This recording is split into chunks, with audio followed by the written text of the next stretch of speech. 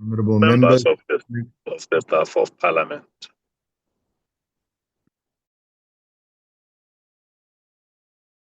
Good morning, Advocate Arens. Good Morning, Chair.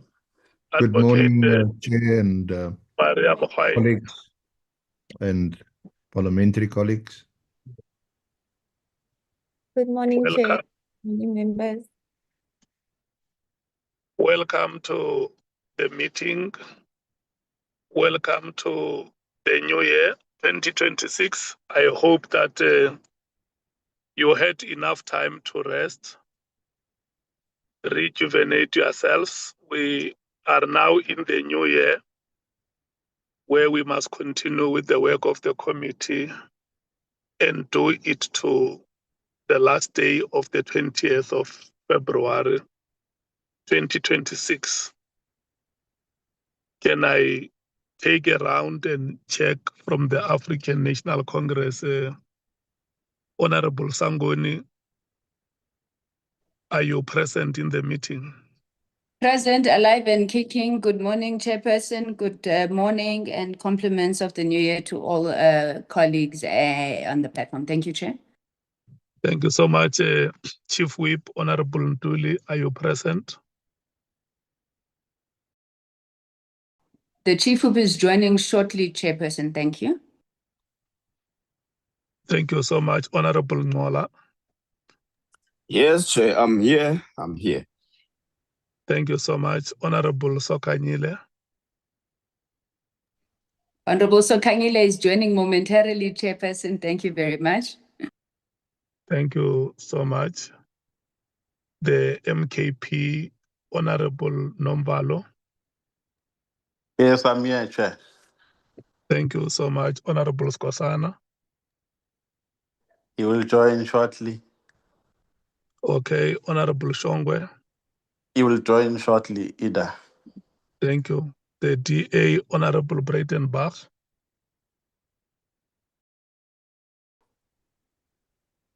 Good morning, Chair. She will be with us. She is on the platform. She just said she'll join shortly. Okay, Honorable Topper. I assume the person speaking is Honorable Cameron, isn't it? It is indeed, Chair. Okay. And why would that be? Honorable Breitenbach. Yes.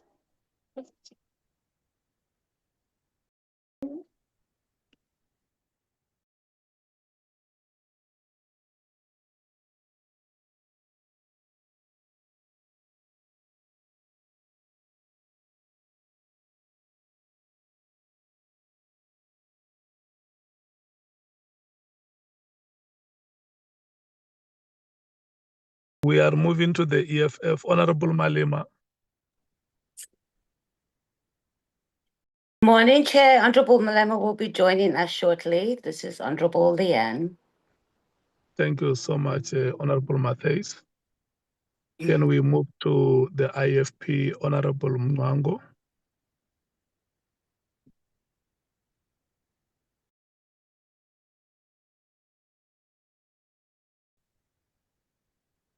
The Patriotic Front, the Patriotic Alliance, Honorable Salt.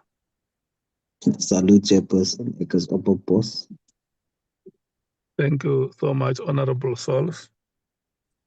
Can we move to the Freedom Front plus Honorable Vessels? Present, thank you, Chairperson.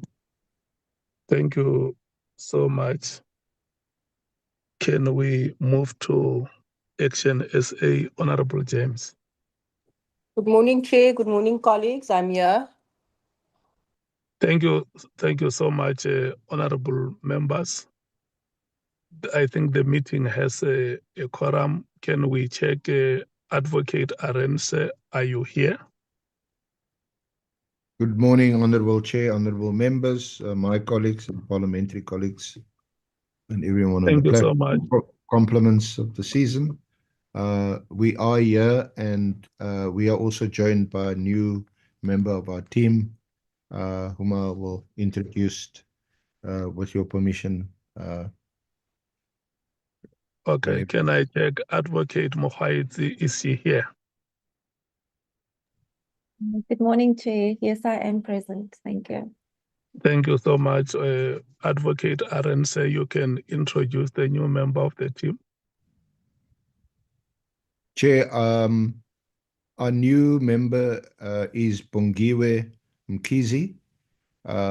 She is a member of the Johannesburg Bar, and she has been brought in to replace Lerato Sikalala, who unfortunately had to leave us at the end of November after the Matlala hearings at Kgoshi Mapuru, because of other commitments. So it's a big loss to us. But Bongiwe has joined us, and she has, I think she was appointed in the first week or so of December, and she's been fully on board, and we welcome her, and we're happy to have her on board. Thank you, Chair. She should be on the platform, and maybe she could indicate and maybe show who she is. Thank you. Do we address her as Bongiwe Mkhwanazi, or do we say Advocate Mkhwanazi? I suppose it depends on the setting. She is one of our colleagues. She's an advocate. I'm sure whatever respectful address would be in order. Thank you. Yeah.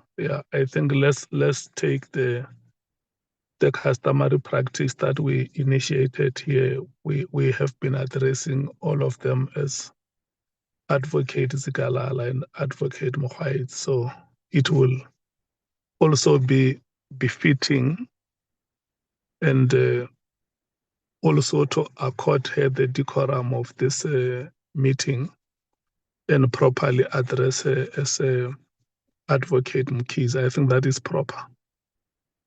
Is that agreeable, Advocate Arendse? Absolutely, Chair. Thank you. Thank you so much. Dr. Thuli and your team, are you here?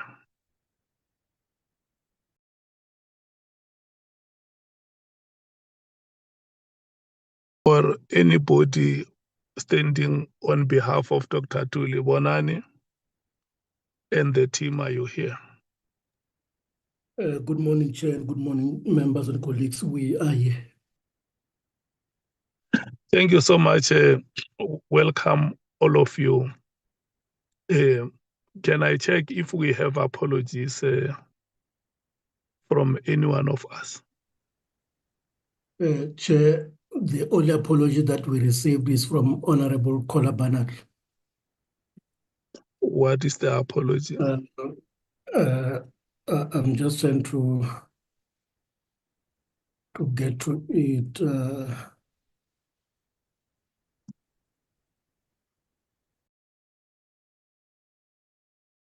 Yeah, actually, she says that she'll be traveling all day. Okay. That's the only one, Chair. Okay, no, it's fine. I see Honorable Ntuli, Honorable Skosana, and Honorable Shongwe have also joined. Honorable Taupa as well is here. Honorable Breitenbach is here as well. Honorable Ntuli, Honorable Sangoni, and I are in the Northwest. We are traveling across the length and breadth of the province because of,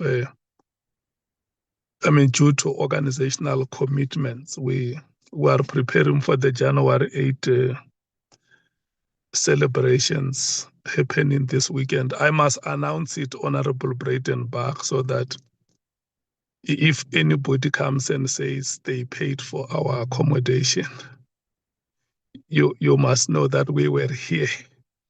But I don't think that we will ever have the story of somebody paying for our accommodation. So in the event our network get disrupted, we plead with members to understand that we may be traveling from one point to another, but we will do our best to be in the meeting and follow all the proceedings of this meeting. And Honorable Ngola, in case I get cut, you know the rituals. Let's make sure that the ship does not sink. Copied, Chair. I'm saying, Chair, copied. Thank you so much. Let me... Honorable Chair, good morning, colleagues. May I actually also register my presence? Thank you, Honorable Chair. Bangazita, good morning and compliments of the new season. Oh, same to you, Chair and colleagues. Thank you so much. You are welcome to the meeting. Honorable members, let me formally welcome you to this meeting and thank you for the sterling work that we have done in the last quarter of 2025. It has not been very easy when we started, but due to our extraordinary abilities, we were able to find each other and formed a formidable team that was able to execute the tasks before it. And this committee has been given an extension last year. This is the second and the last extension that will end on the 20th of February 2026. We have called this meeting so that we can look at matters that will help us as a committee to do our work and complete it on the set date. This may not be the last meeting like we requested members when we sent out an alert for today's meeting that if there are any other issue that members feel can help us, members can always raise those issues and we can decide when do we deal with such matters. I also want to thank Advocate Arendse and his team, Advocate Mkhwanazi and Advocate Zikalala, for the work that they have done, and the courage that they have shown, the excellence on the part of the statements that were coming before the committee, and how they guided the proceedings of this committee for us to be where we are today. And Advocate Zikalala was one of the vital cogs in our legal team. And we also want to take this opportunity and welcome Advocate Bongiwe Mkhize, wish her well in her new responsibilities in this committee. And we are convinced, Advocate Mkhize, that you are going to be a very good addition. You will contribute in your own way and make this committee to succeed. The members of staff of Parliament, we want to thank you so much. We are here because of your commitment, because of the coordination that you have done for the committee to be able to rise and do the work that it has done so far. And we are very much aware that you have been working even during the holidays. Yesterday, when I met with the technical team, Nicolette assured me that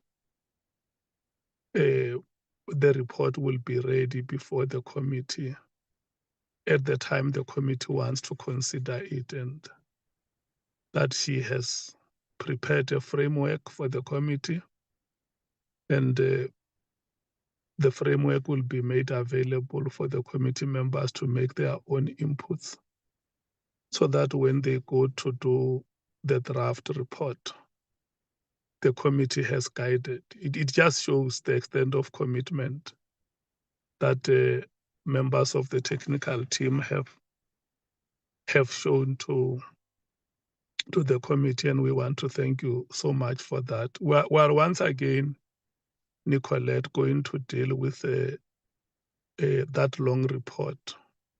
And we can never stop thanking you for the meticulous way in which you compiled the report on public submissions. It must have been a very enduring exercise, but you were never daunted. You kept on going on until you produced the final product that you presented in the committee, the report which was applauded by all members of this committee. And for that, we once again want to thank you so much. Honorable members, let me take you through the items that we are going to deal with in today's meeting. Number one, and the reason why we put this item as number one is with the item deals with public submissions. Ms. Nicolette van Zyl presented a report, an executive summary of the public submissions, which had recommendations on what the approach of the committee should be with regard to those public submissions.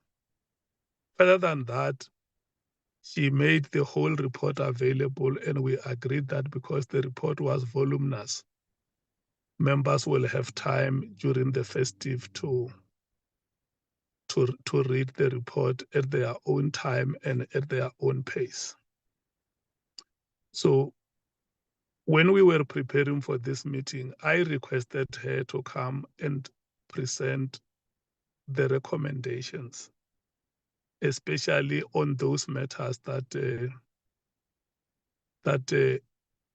may have to be scheduled for appearance before the committee. The reason why this item should be number one is because when we come to deal with the report on consultations and the proposed timetable of appearance, the committee would at that stage be knowing how many matters from the public submissions may have to be added on the timetable. And so what that means, Advocate Arendse, Advocate Mkhwanazi, Advocate Mkhize, what that means is that if the committee agrees with the recommendation that the following matters must appear before the committee, it then means the timetable of appearances may have to be amended to accommodate those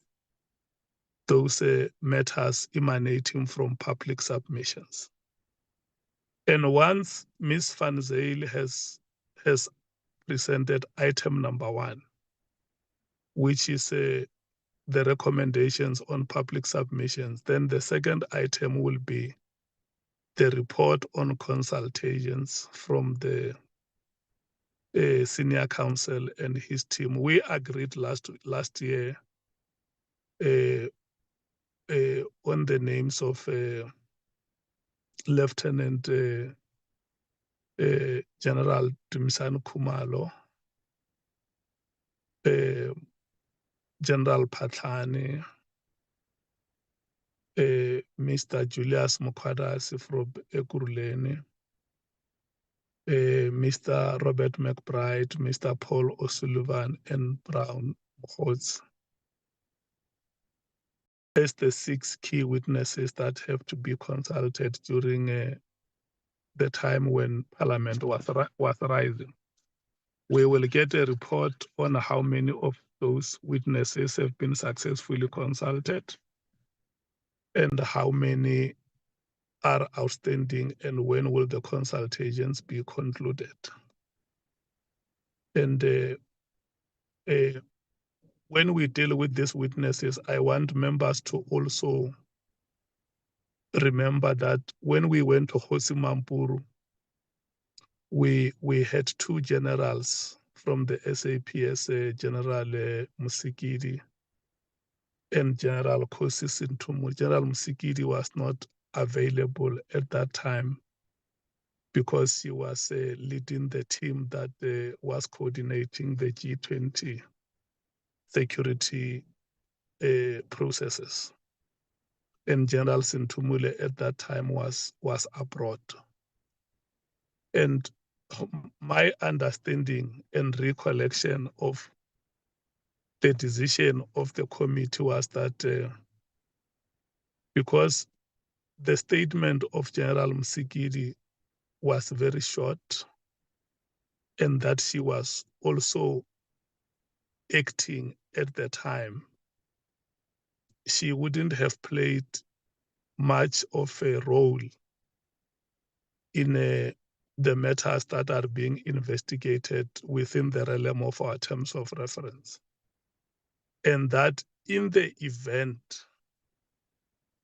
members may want to probe her statement, that can be done through written questions, which she can then provide written responses. I'm putting this matter before the committee so that if I'm wrong in terms of my understanding, the committee members can correct me and provide a way forward on how the statement of, because she cannot make any other statement unless if members have questions that they may want to raise with her, or members want her to appear before the committee. And then the same was going to happen with General Kosi Sintumule, but General Kosi Sintumule has returned to the committee and requested that she wants to appear because during the appearance of the head of IDEC, there are matters that have been raised with which she strongly feels that she must be given an opportunity to appear before the committee and clarify. Such ordinarily, she would have been comfortable with written questions and her providing written responses, but after the head of IDEC appeared before the committee, she wrote and said there are matters that were raised and she strongly feels she would be prejudiced if she was not going to be given an opportunity to appear before the committee. So the reason why I'm giving this background is for the members to look at the period between the 13th of January and probably the 6th of February. The technical team is suggesting that the committee must conclude hearings on the 6th of February so that they can have enough time to prepare a report for the consideration of the committee, and that should happen between February 6th and probably somewhere the 15th or 16th of February, so that the committee can at least have 4 or 5 days to consider the report. So when we deal with the program, it must be in such a way that we look at the allocation of days. I mean, we look at the time that is available and how each day can be allocated. And for instance, Advocate Arendse, the committee may not have time to allocate certain witnesses 2 days. For instance, we don't think we need 2 days with General Pathan. We can work until very late if it comes to a push, but we may not allocate him 2 days. So those are the things that the committee members will look into, and free space for public submissions or any other witness that the committee feels that it's a compelling matter for that witness to appear before, between the 13th of January.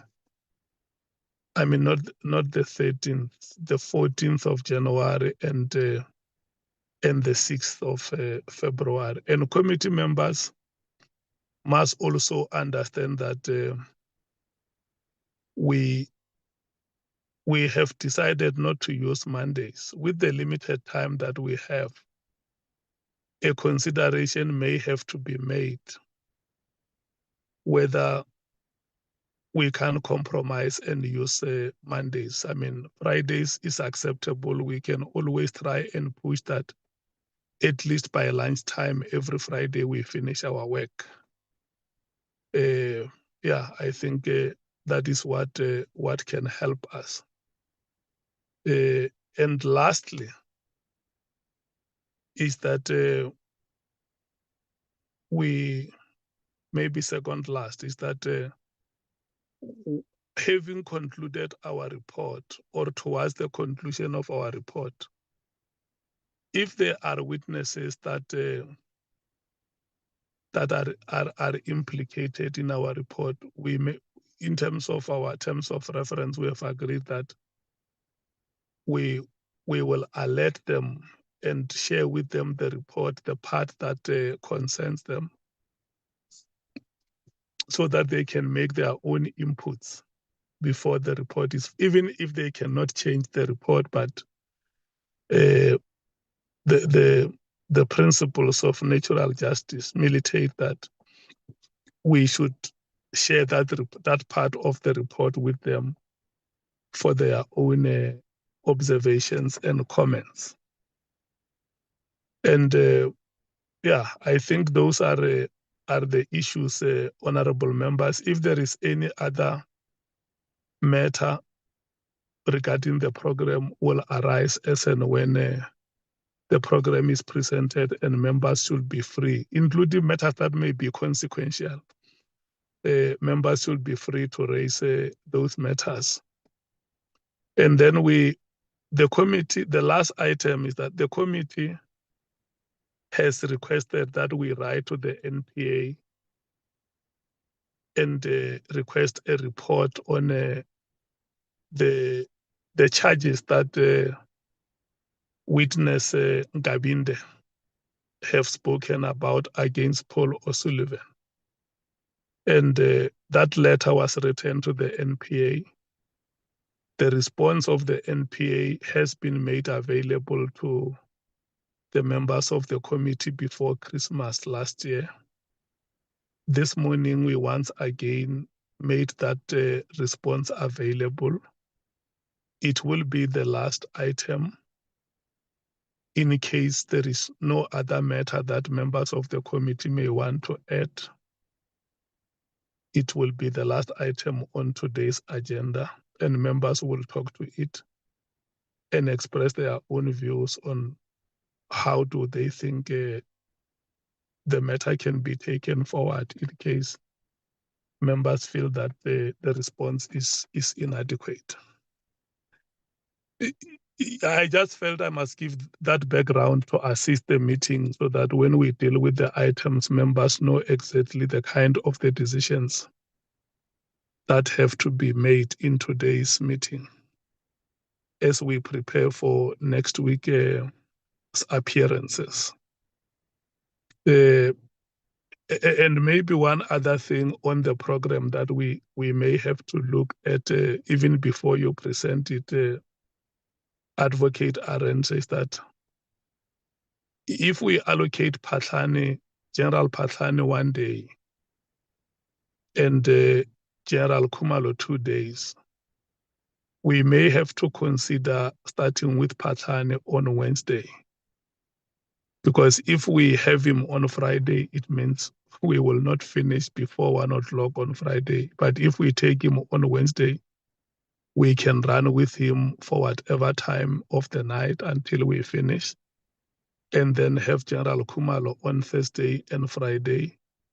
And that is what will make us to be able to finish before 1 o'clock or just after 1 on Friday to allow members to go and attend to their social and political commitments in the communities where they are leaders. Honorable members, this is your meeting. It's in your hands. I'm going to check with yourselves before we go to the presentations.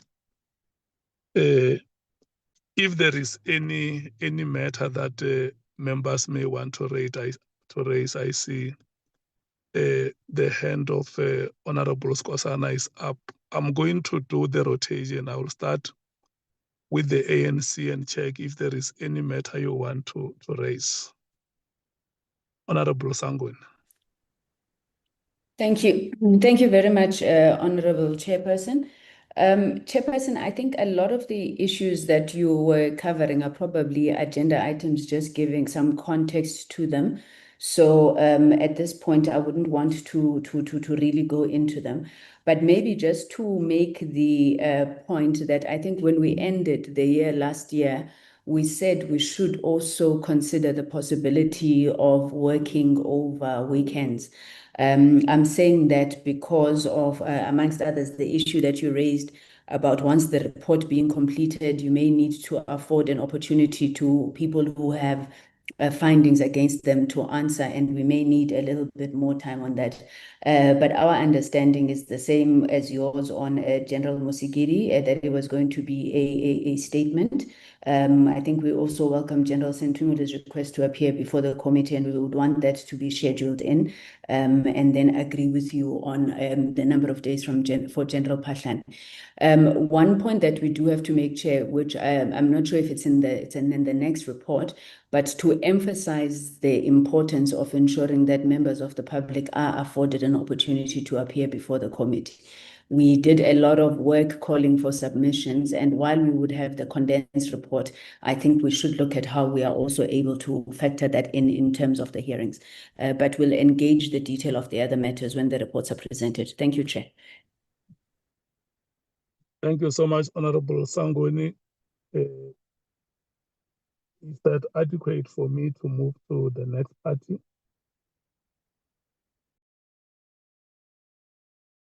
Yes, Chairperson, thank you. Okay, the MKP. Thank you, Chair, and good afternoon, good morning to all my colleagues. It's of a great felicity to be back again and seeing the Chairperson wearing that emblem is for that beautiful car, you know. Yeah, no, not Puma, but this other one. I think it needs its own Ad Hoc Committee, that one. Yeah, really. And indeed, Chair, you said Brian Mkhwanazi has not paid for your accommodation this time in the Northwest. We really appreciate that. I did not mention the name of any person. Yeah, and yeah, but Brian did this season. Hopefully, he will tell us when he comes to the Ad Hoc Committee. Perhaps he has paid again. Who knows? But that, Chair, the issue of I think when you mentioned names, if you remember, we agreed about the 6 people really that we agreed upon. And there was an issue, I'm not sure whether I've forgotten, you know, if my memory serves me well. I think we've mentioned in this, the former Hawk boss, Mkhwanazi, if I remember, Advocate Mkhwanazi, maybe at a later stage, I might be wrong. But I thought that we are starting on the 12th, but it looks like you say we are starting on the 14th, Chair. Can you clear that? Is it the 13th or 14th? Wednesday, the 14th. The 14th. Thank you, Chair. Yeah. Oh, okay. My colleagues are there. You know, there's Nomvalo and Shongwe. Thank you. I want to check with them if they are comfortable with your input, or we proceed to the next part. Yeah, no, I just want to greetings to everyone. Greetings to you, Chair, and compliments of the new season. I just want to raise a very quick point, and I think the legal team might assist us in that regard. The point that I want to raise, Chair, is that our interviews and our work so far has been mainly focusing, or predominantly rather, on SAPs, whereas the terms of reference have a very broad scope. They give us a responsibility to probe the NPA and the judiciary. I don't know, maybe it might be because of the evidence that has been led, which precipitates the approach that we are currently applying, or the focus rather. So I just want to get some clarification on them, that what is the problem here? Why is the focus mainly on SAPs? Is it because of the evidence that has been led? It does not point us to a direction of investigating the NPA and the judiciary, or maybe it's other reasons which we do not know. I just want to raise that as a concern, Chair. Or maybe if when they make a presentation of public submissions, maybe that might be addressed through the submissions that have been made, which will necessitate the committee to probe matters which relate to the NPA and the judiciary as well. That is the issue that we wanted to raise at this stage. Thank you very much. Okay, I'm writing the issue down after the NPA response, so that in case towards the end of the agenda items, if the matter that you raise shall have not been clarified, you can still remind me, but I'm writing it down as the last item on the agenda. Is that okay? That's okay, Chair. Okay. Honorable Shongwe, is there anything you want to say before I proceed to the DA? No, compliments, Chair. Thank you, and greetings to members.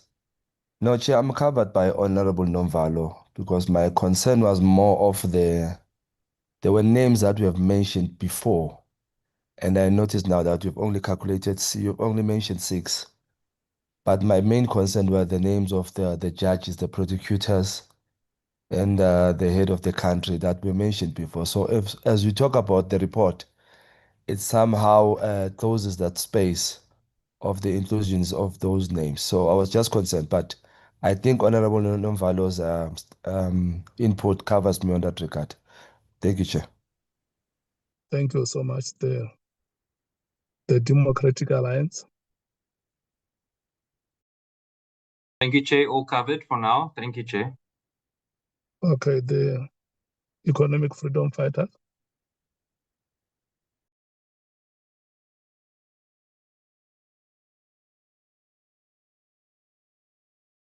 The EFF. Oh, I'm so sorry. So I'm not used to unmuting myself. Good morning again, Chair and members and the legal team and our technical team. Chair, that perhaps give us an update, or maybe we can do it at the back of one of our hearings on the additional support that we've requested from Parliament especially with the legal team, so we are able to do our work more efficiently and effectively. So that would be one, if we could talk to that. The second one would be that we haven't the witnesses, and maybe that would come up in the report. The witnesses we need are the members of parliament. So we have like at least two where we've had Lieutenant General who had made serious allegations against them, so they would need to appear, which was Honorable Diane and Honorable Adams. So I see their names are not on the list, but I know we also haven't reached the section of members of parliament, so maybe that would come up in the report. So if we can just be cognitive of that. Thank you, Chair. Okay, thank you so much. Honorable Mnango. Thank you, Honorable Chairperson. Good morning, colleagues, and good morning to the technical staff. Compliments of the new season to all of us. I think we are covered, Honorable Chairperson. We are satisfied with the outline that you have actually given. Perhaps we could all. I heard that Honorable Sangoni was actually suggesting that perhaps we should not shy away from considering actually working even on Saturdays. I was going to support you, Chairperson, in actually considering Mondays rather than Saturdays, considering that we are soon entering the local government election, season. Saturdays might be problematic to some of us. Thank you, Honorable Chair. Okay. That is a fair point. Honorable Honorable Sols. Covered, Chair. Thank you so much, Honorable Sols. Honorable Vessels. I'm covered. Thank you, Chairperson. Thank you so much, Honorable James. I'm covered, thanks you. Thank you. Honorable members, I'm going to request you that let us help each other in this meeting so that there is no issue that falls between the cracks. We have to do our work in the name of the Parliament of the Republic, and most importantly, in the name of the people of this country. And that is why the point that we must not turn a blind eye to public submissions, even if we were going to listen to 2 or 3 of them. It makes a very important statement that the people of South Africa have a parliament that can listen to their grievances. And those grievances can be televised live, being processed by parliament, aggrieved parties appearing before parliament, before their public representatives, pleading for their leadership to help them to deal with the challenges that they face in their daily lives. Even if it was going to be 1, 2, or 3 matters, let us be seen doing that, honorable members, acting in the name of those people who may not have access to public institutions, acting in the names of those people who may not have the voice for themselves, or those people who may not have representation. We are here to act on their behalf and make sure that their aspirations are realized. So any other matter, honorable members, this committee is your committee. We must make sure that we deal with those issues. As we have said it here, that we have been allocated up until the 20th of February to conclude our work. Let's do our best, put our best legs forward, and make sure that the work of the committee succeeds. So we are going to allow the presentations to happen. All those matters that you raised, Honorable Nomvalo, Honorable Matthews, Honorable Skosan, if they are not covered in the presentations that would have been made here today, those matters must not go away. You need to raise them in this meeting. Even if today's meeting may not deal with them exhaustively, we can still decide on another day. For instance, on Monday, we don't have any business except traveling. If there is any other matter that will not have been exhaustively dealt with, we can still decide to deal with it on Monday.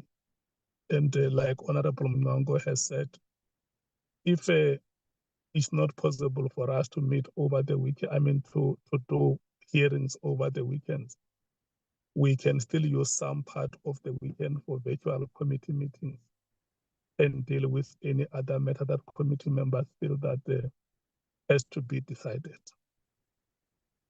Ms. Nicolette van Zyl, we are going to start with you. And then from there, when you conclude, we take Advocate Arendse.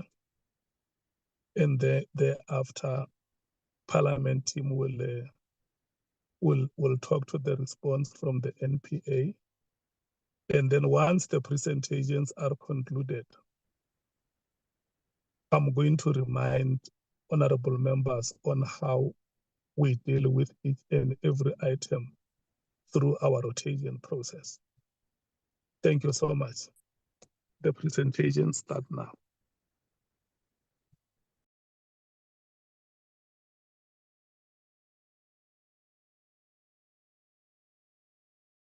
Good morning, Honorable Chair, Honorable members. Thank you for the opportunity to present and compliments of the new season. Members, I promise this one will be a bit shorter than the previous one. So the purpose of this presentation is to provide an overview of the public submissions received by the Ad Hoc Committee. It highlights considerations relevant to the identification of witnesses in support of the committee's mandate. Chair, honorable members, the submissions are really valuable to the committee's work. It provides insight into patterns of alleged conduct rather than isolated incidents. It assists the committee in identifying systemic risks and governance gaps, and it supports the committee's oversight function by highlighting areas requiring further interrogation.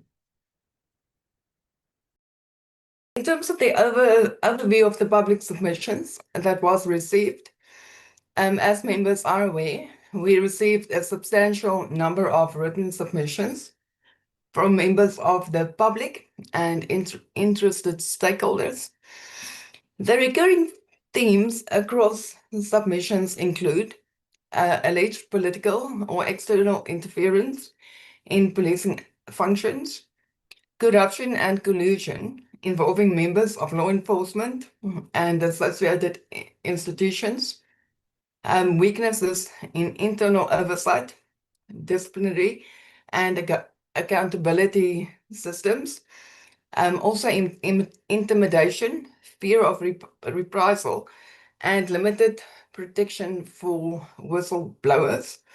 And lastly, it shows a diminishing public trust in the criminal justice system. These themes are fully aligned with the focus areas identified in paragraph 4 of our terms of reference. Honourable members, viewed collectively, these submissions reflect recurring patterns and concerns that broadly corroborate elements of the testimony presented before the Ad Hoc Committee. Honourable members, most of the contributions do not provide probative evidence directly related to the allegations under consideration. But as I stated, it does provide an overall view and corroborates the interference in the criminal justice system.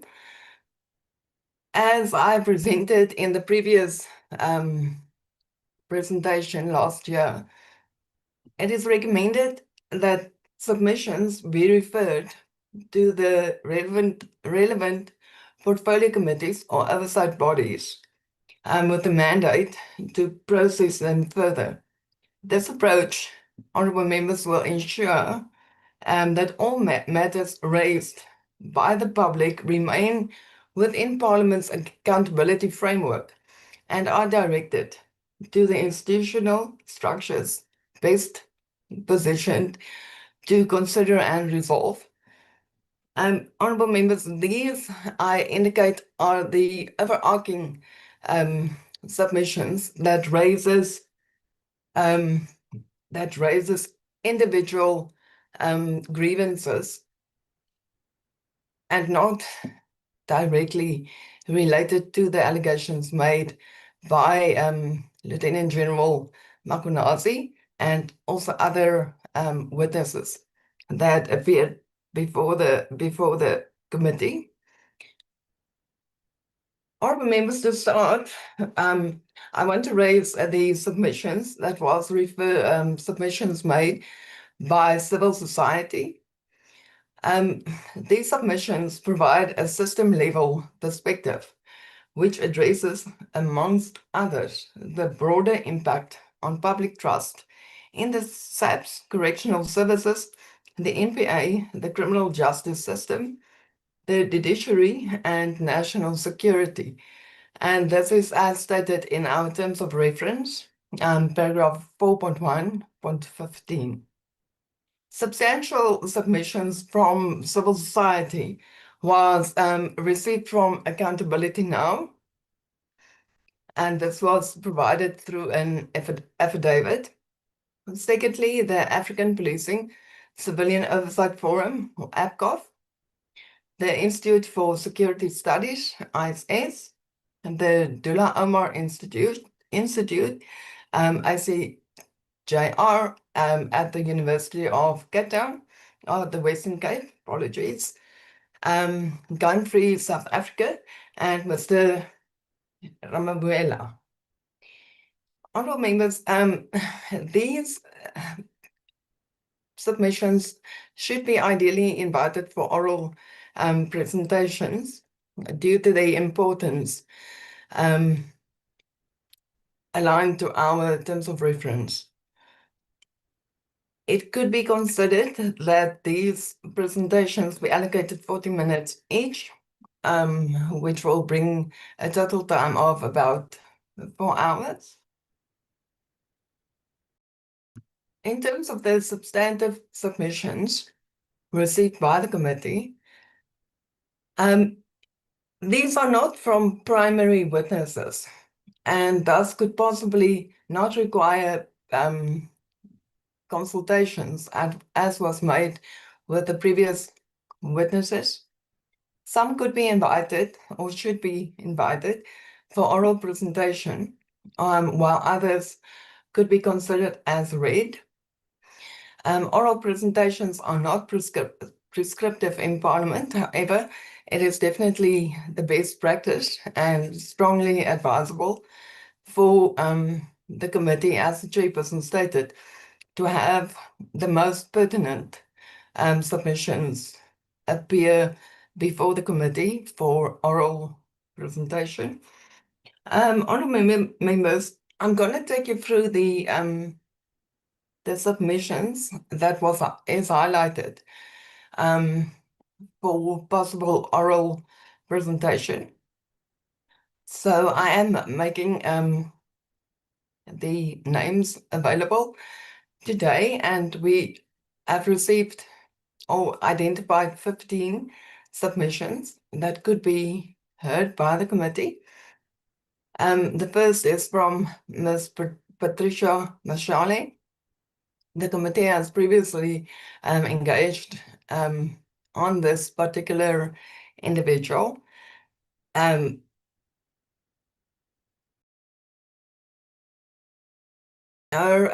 actual submission does not provide much detail.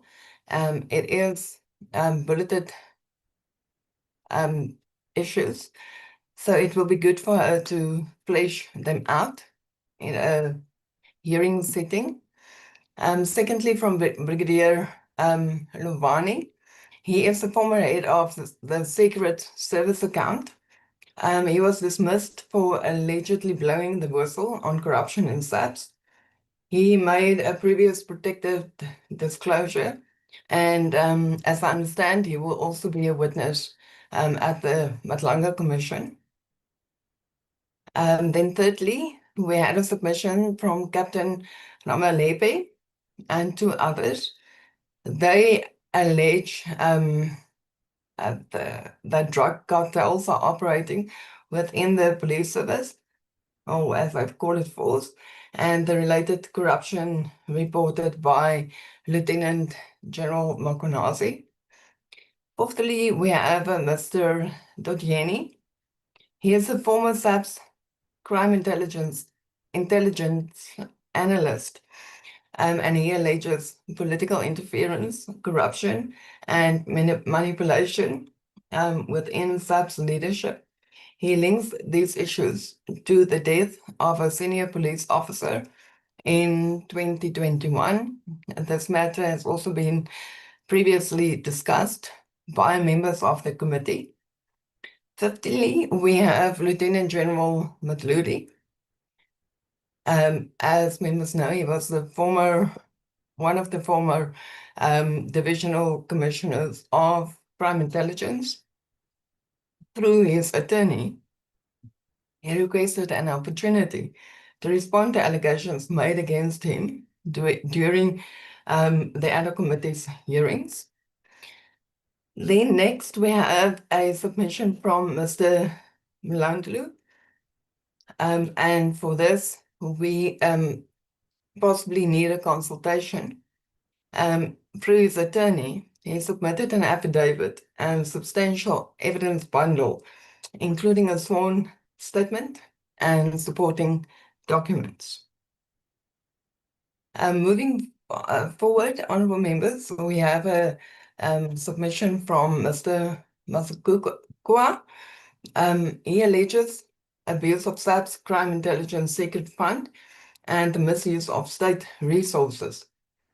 In the covert investigation of the Pala farm robbery, implicating the President, the Minister of Police, and senior SAPS officials. It's a quite detailed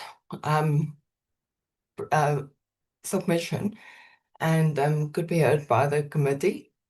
Then we have a submission from Mr. Poro.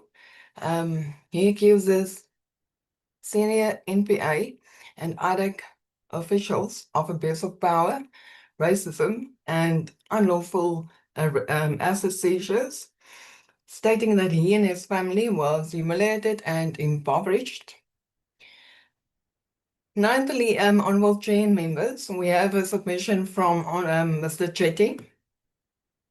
He reports multiple arrests and asset freezes related to fraud and money laundering allegations, claiming abuse of the criminal justice system.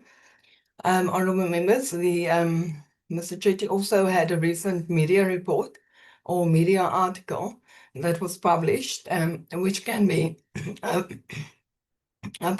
can be made available to the committee, in which he details his submission to the Ad Hoc Committee. We have an anonymous submission. This can be either read or heard through the appropriate channels, like an in-camera appearance. The person alleges systemic corruption, extortion, nepotism, and abuse of power within the SAPS. engaged in implicating serious officers and external associates.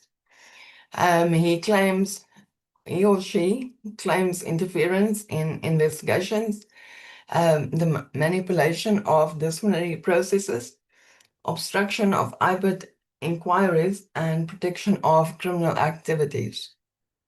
He also requests intervention and protection for whistleblowers. We also had a submission from Advocate Mkhwanazi.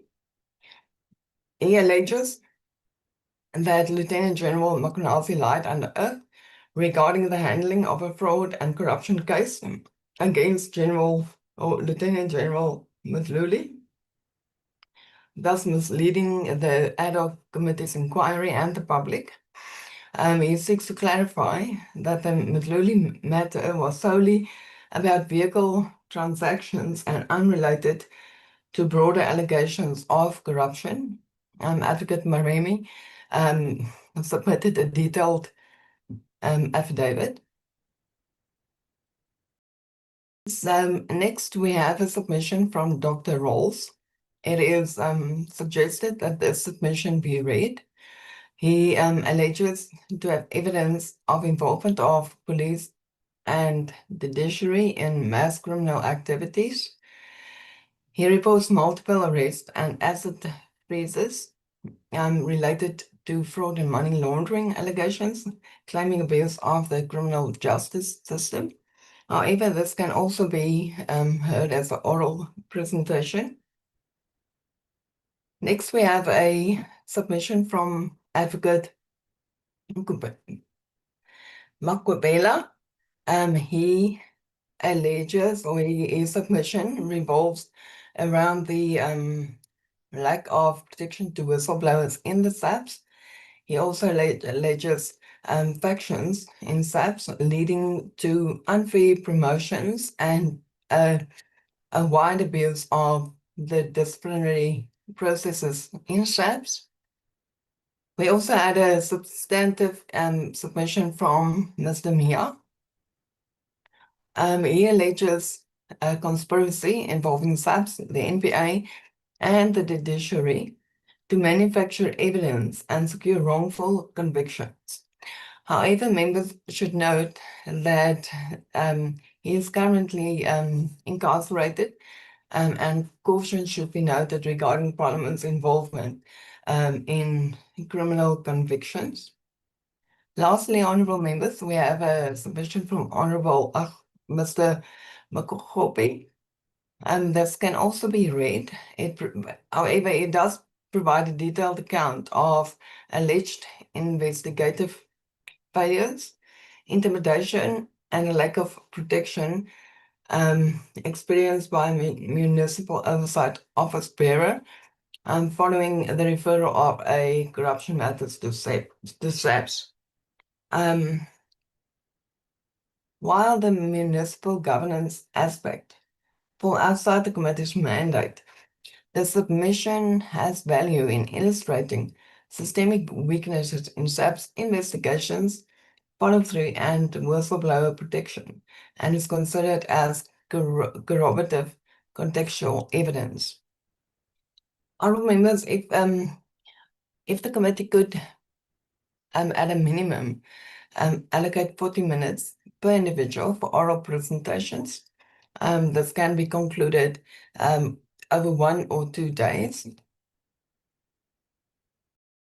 Moving on, honourable members, I just want to highlight regarding anonymous submissions and confidential documentation.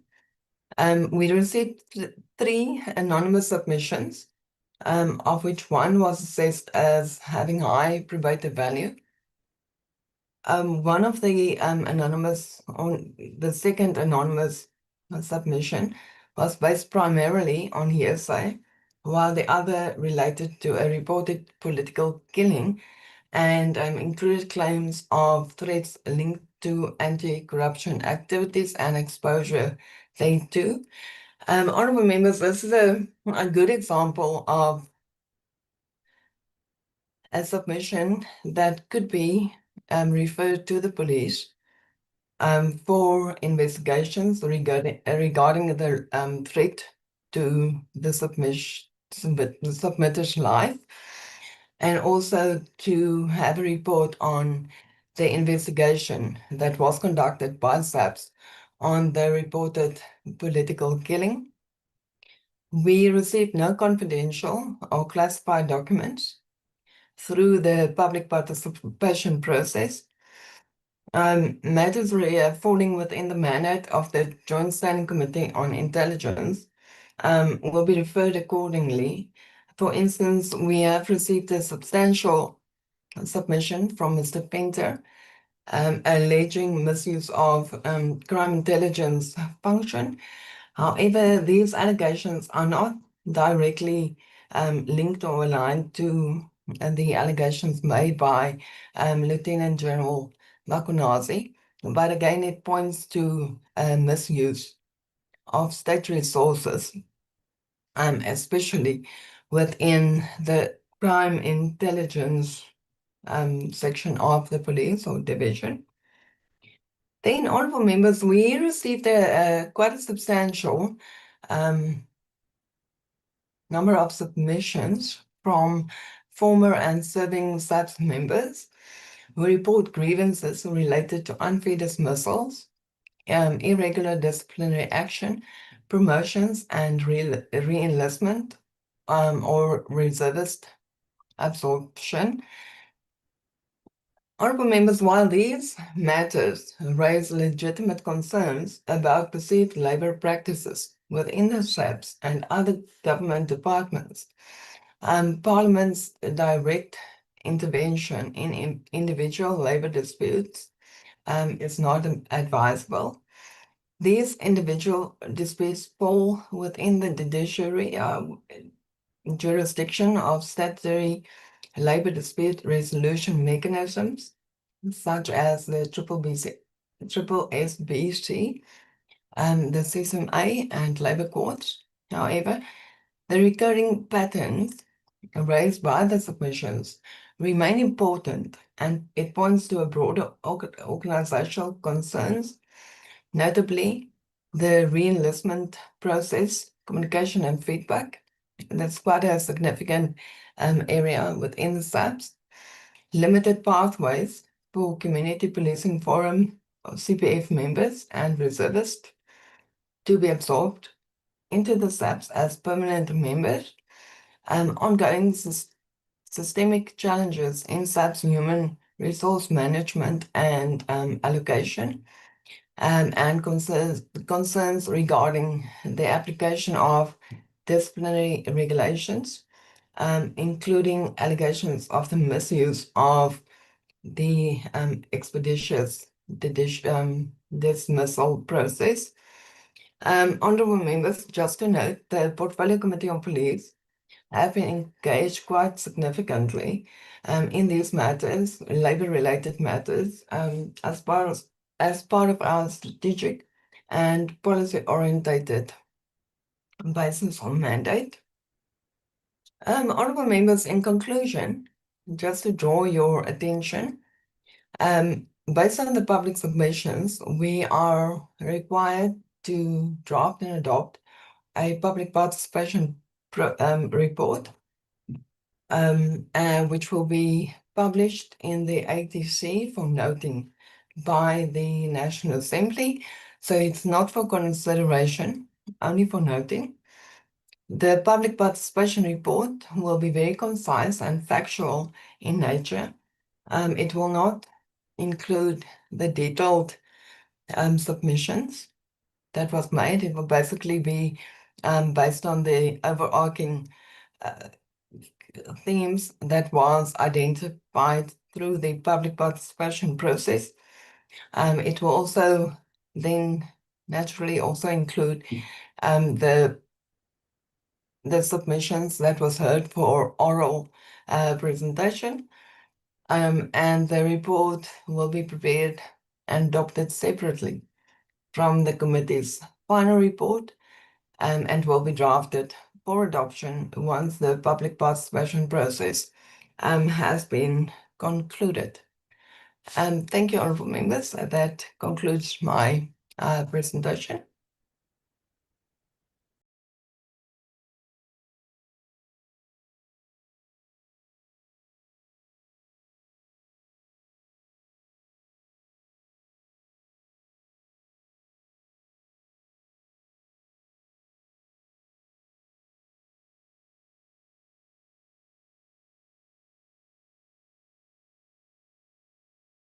Ngola, he was not supposed to take off. I didn't know the chair has disappeared. I think January 8th. I think let's take the second presentation, honorable members. We'll locate the chair. Advocate Arensa, are you doing the second presentation? Honorable Nola, yes, I don't know whether, can I just ascertain whether the report that we were required to table, in fact, already on the 7th or 8th of December, which we did, has been made available to you. We were required to indicate a schedule of witnesses, amongst other things. I think it has been resubmitted to you. Okay. Okay, can you hold on? Mr. Rahman, did you share the report to members? Was the report shared with the members? Chair, the report was shared with the members. Thank you so much. I've flighted it now. Thank you so much. You can proceed, Advocate Arensa. Thank you. We were guided by the witnesses. The Honourable Committee indicated we should consult with and prepare statements for the second part of these hearings, and they appear on the screen. We met in person with Lieutenant General Kumalo, Lieutenant General Pashlani, Deputy Chief Julius Mkhwanazi, and Robert McBride, and we have interacted by way of email with Mr. Paul O'Sullivan, who has given to us a draft statement, which we will consult on Sunday to adjust it to accord with the terms of reference of the Honourable Committee. Mr. Mkhwanazi, we scheduled for Monday in an online meeting. You may or may not be aware that Mr. Mkhwanazi had either to indicated that he had security concerns, and these were between the time available in late December and now. They could not be addressed by Parliament. So we have agreed to meet with him and his lawyer online on Monday. As regards his appearance, whether physical or online, that will depend on him and the committee, I suppose. We had also interacted after this draft report was submitted on 7-8 December with the witnesses that I've indicated. We interacted with both with them personally and with their lawyers. Obviously, with the time of the year, there were difficulties with that, but I think we had worked up to about the 18th or 20th of December in working with these witnesses, having their consultations that we had with them.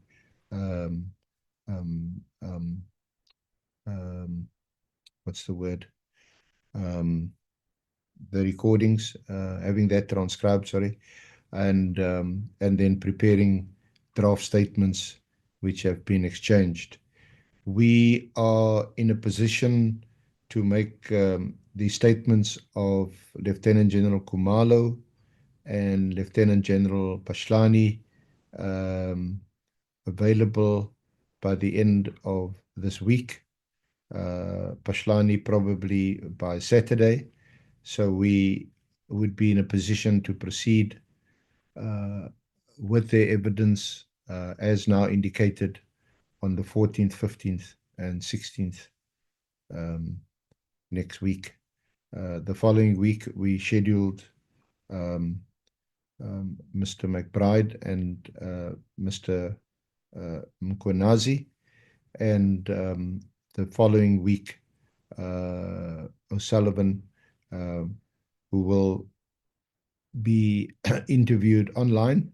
I think he's in London at the moment and had indicated that he'll only be back in the country, I think, after February. And besides, he had also indicated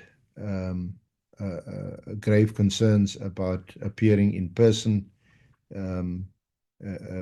because of the security situation.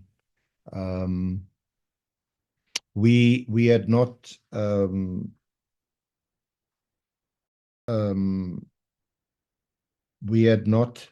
engaged in the response to the question raised by Honorable Nomvalo. As regards the NPA, we had, of course, already interviewed the National Director of Public, or the former now National Director of Public Prosecution, Shamila Batoy. We had also interviewed Anthea Johnson, the head of IDAC. We had not engaged with any other officials, prosecutors, or anyone else at the NPA. As far as the judiciary is concerned, we had not identified any member of the judiciary to interview. And as far as my memory serves, I don't think the Honourable Committee had done so either. If identified, we'll obviously approach either such an official or judge or former judge if indicated. Yes, the emphasis has been somewhat on the SAPS because of the terms of reference focuses mainly on the allegations made by Lieutenant General Mkhwanazi on the 6th of July last year, and that's been the focus of our work.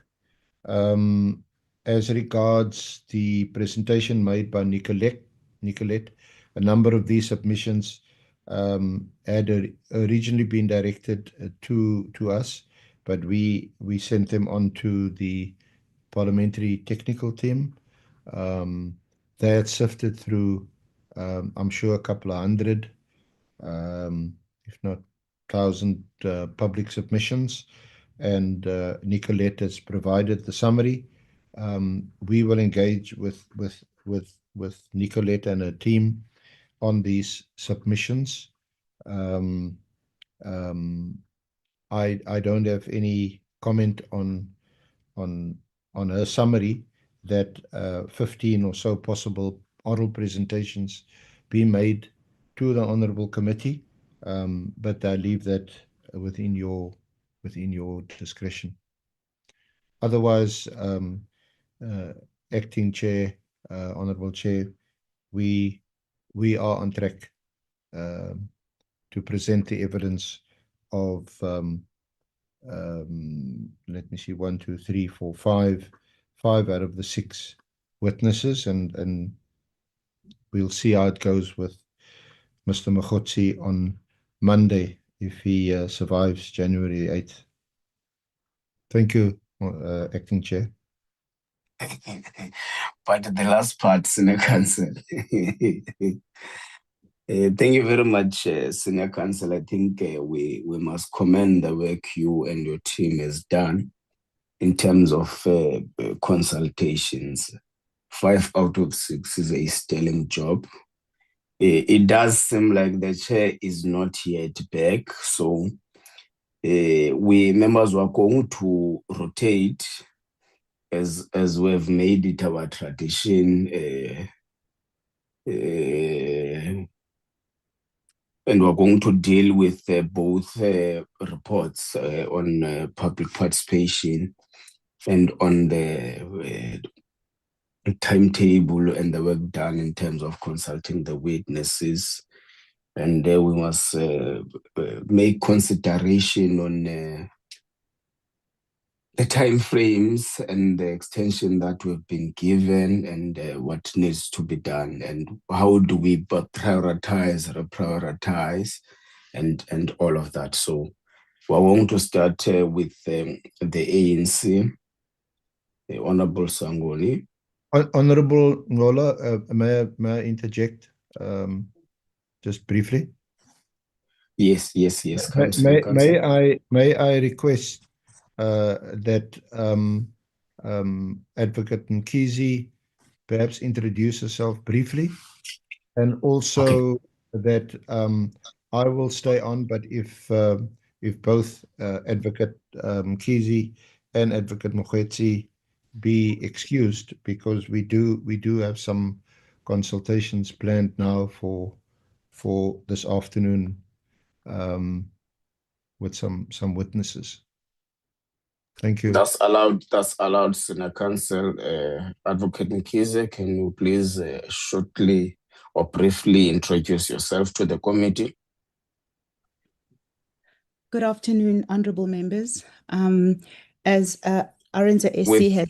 With your video on, please. Oh, with my video on, okay.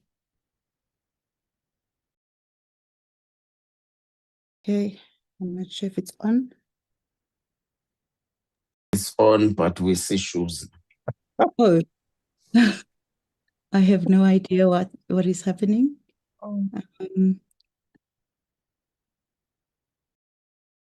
Kodwa mamkhize nokufika Nkosi yami. Sawubona. Sanibonani. I don't, it's picking up on my phone. Just, I'm really sorry, apologies about that. Let's switch it off.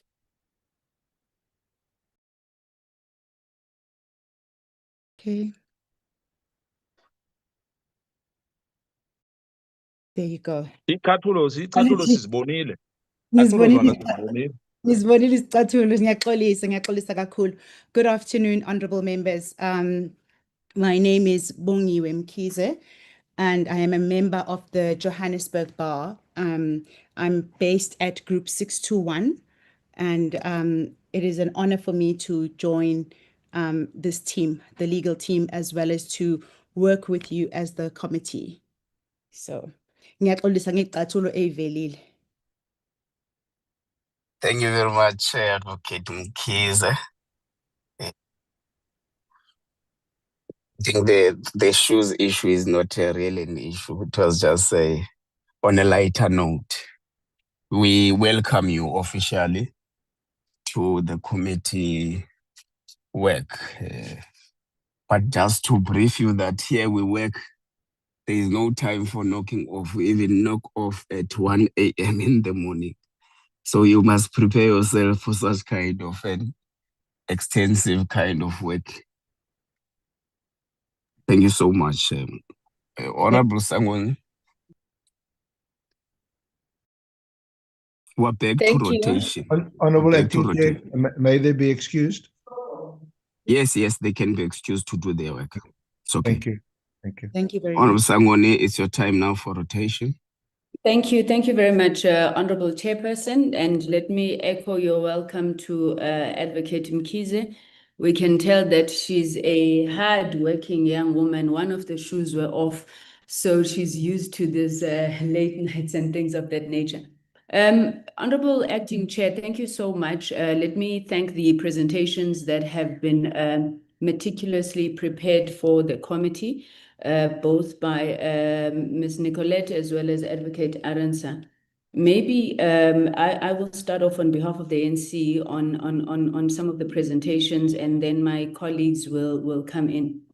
On the issue of the public submissions, we've noted that we haven't had sight of the original submissions, but we do accept the report as presented by the Parliamentary Research Unit.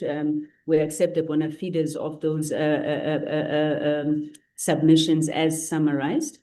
We have also noted the recommendations that have been made, especially the ones of the civil society, and we request firstly that those original submissions be shared with members. When it comes to the individual submissions, there again, we're requesting the original submission documents, but maybe just to highlight a few issues. I don't know, members will correct me if I'm wrong, but I think the issue of Ms. Patricia Mashale, we had discussed it when we were at Hoshimamburu, and the view of the committee was that it would not be necessary to call her at that point.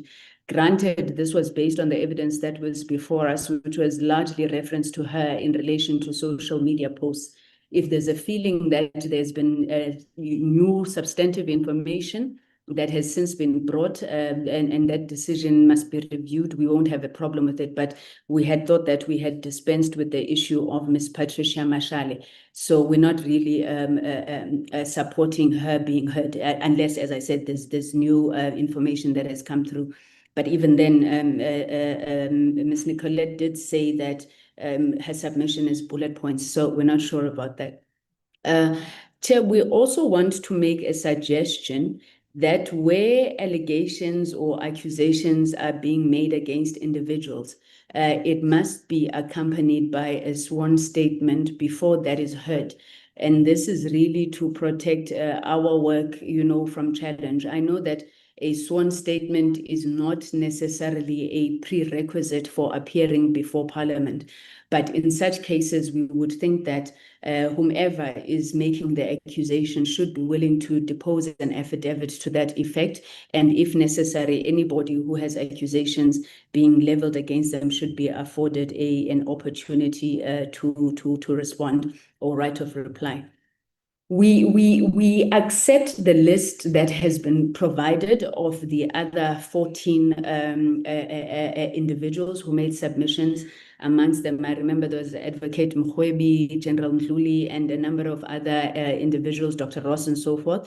We think those should be heard, and the committee should try and make the time available to hear those submissions together with the civil society. When we went through the submission, Chairperson, as the ANC, we felt that there were areas which we do have the numbers which we can pass through to the committee staff, but there were submissions that were dealing with matters of organized crime, crime intelligence failures, and I'm not sure if the ones that are proposed directly align to the submission numbers as we had captured them. So I will share those submission numbers. Now, they are not many, but we believe that if they were to be evidenced, they firstly provide collaborative evidence to some of the things that we've been hearing, but that they are so serious in nature that they should be afforded an opportunity to be heard. So I will submit that. And then finally, on the public submissions, Chairperson, where there are allegations of victimization or a failure in whistleblower protection, we think that we must be able to prioritize those.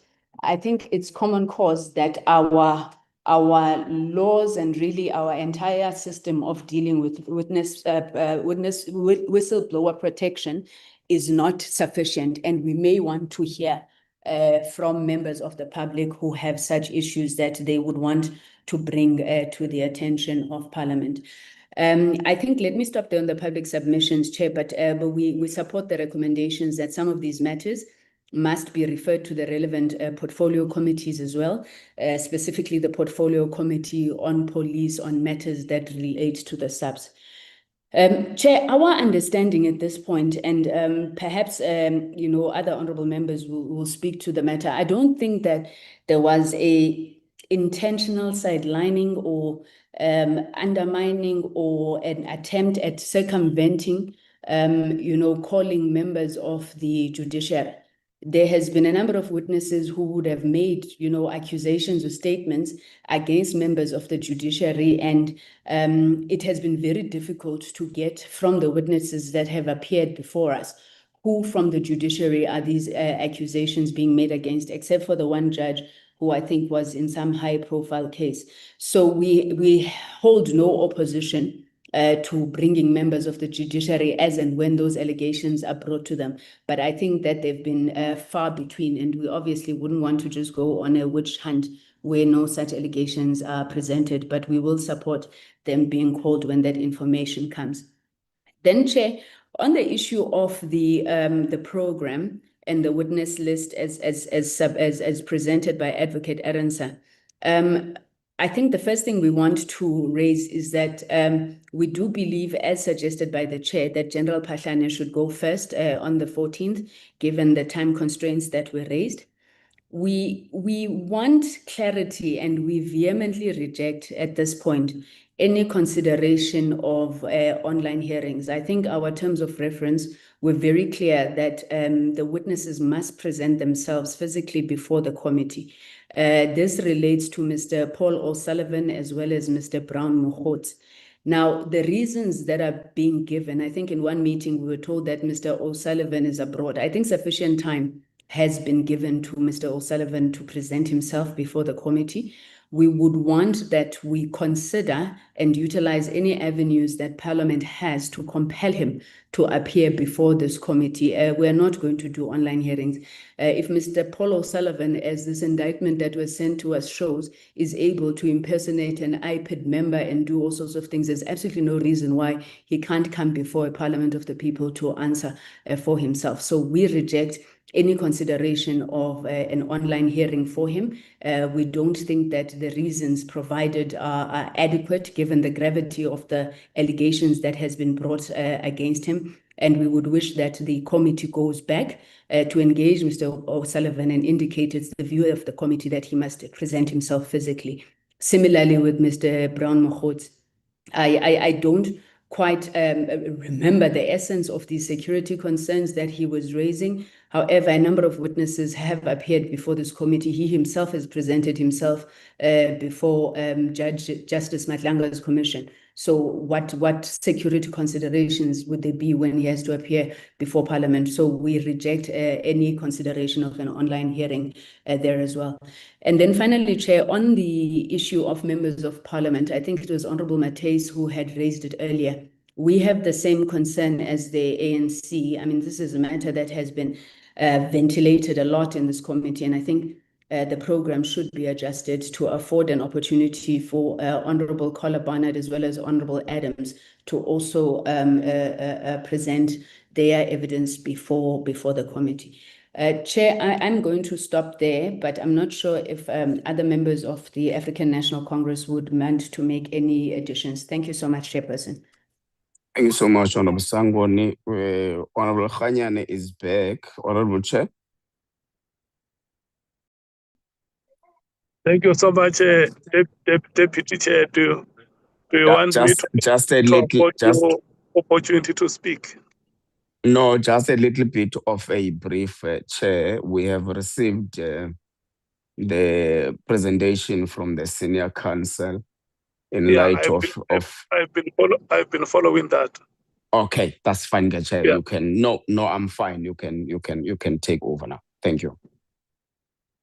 Yes, Honorable Sangoni has concluded, and let me thank you so much for steering the ship.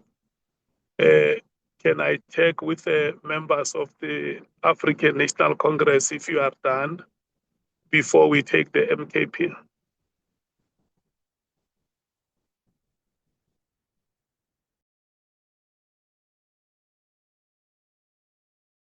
Chair, good morning to you and good morning to all the participants in the meeting, honorable members and all colleagues, and compliment for the new year. Now, on my part, Chairperson, I am fully covered by the intervention that was made by Honorable Sangon at the moment. Thanks.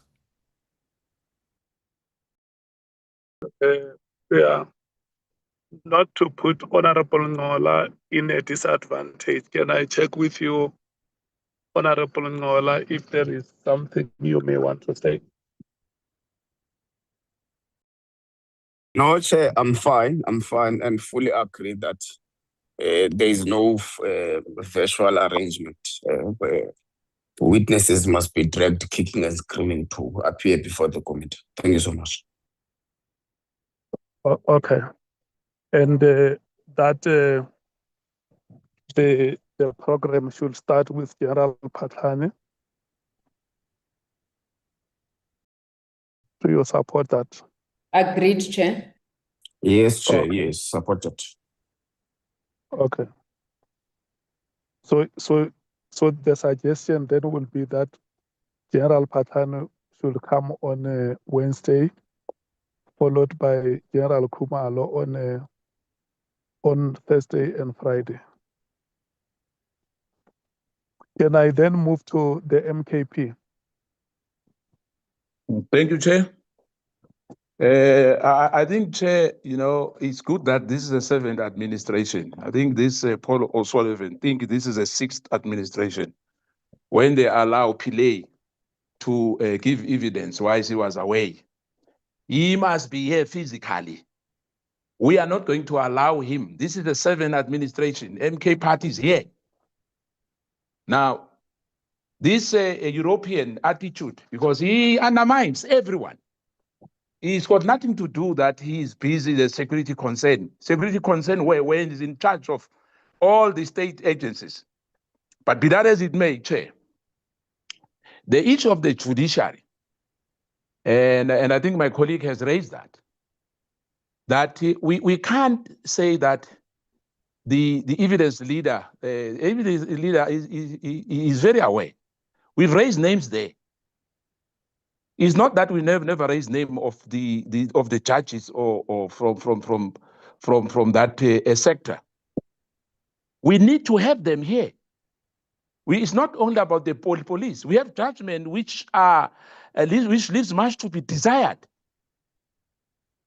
They are not law unto themselves. If we say there's a constitution, whether we differ, some of us, we differ anyway with the constitution we have. That is the best in the world. It's debatable. But we can't have only the police here. When criminals are being allowed to run amok, white-collar crimes, by the same judiciary we are talking about. Mkhwanazi, the former Chief Justice, raised that as well. There's a lot of we can come back again and name these judges which we want to, if we agree. It can't be that they are law unto themselves. That is only about the police where there's problems. We've got a problem in the judiciary in this country, and it's a fact. There's no witch hunt in that. And Comrade Nomvalo, Honorable Member Nomvalo raised that this is not only about the police. Hence, we are having a joint committee here in this ad hoc committee. No one should feel like there's a witch hunt against anyone. The country wants to know the truth in this country. People of this country are tired. We need to have this judiciary as well. If it's a judge, it's a sitting judge. We have a sitting generals who appear before us. If Justice Mlambo has to come here, he must come here. We are not going to nurse feelings and sentiments of other people. This country almost collapsed in front of our eyes because of the lack of ethics from all the state institutions. Now, we have to do our job, Chair, and make sure that we don't leave any stone unturned because of time, because some people maybe are more important than others. Judges are human beings. If a judge has to come and appear before us, so be it. So I'm a bit disturbed when the evidence leader says he doesn't remember. No, you must remember, there's a list there. We mentioned names, even if we didn't agree. There's names there. Unless then we said this ad hoc committee was for the police only.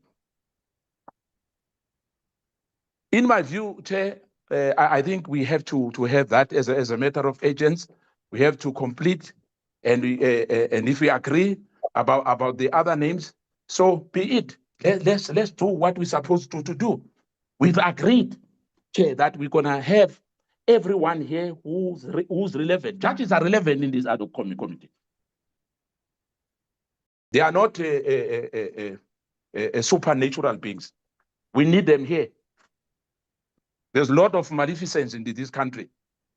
People suffered, and people are still suffering as we speak because of some of their judgments.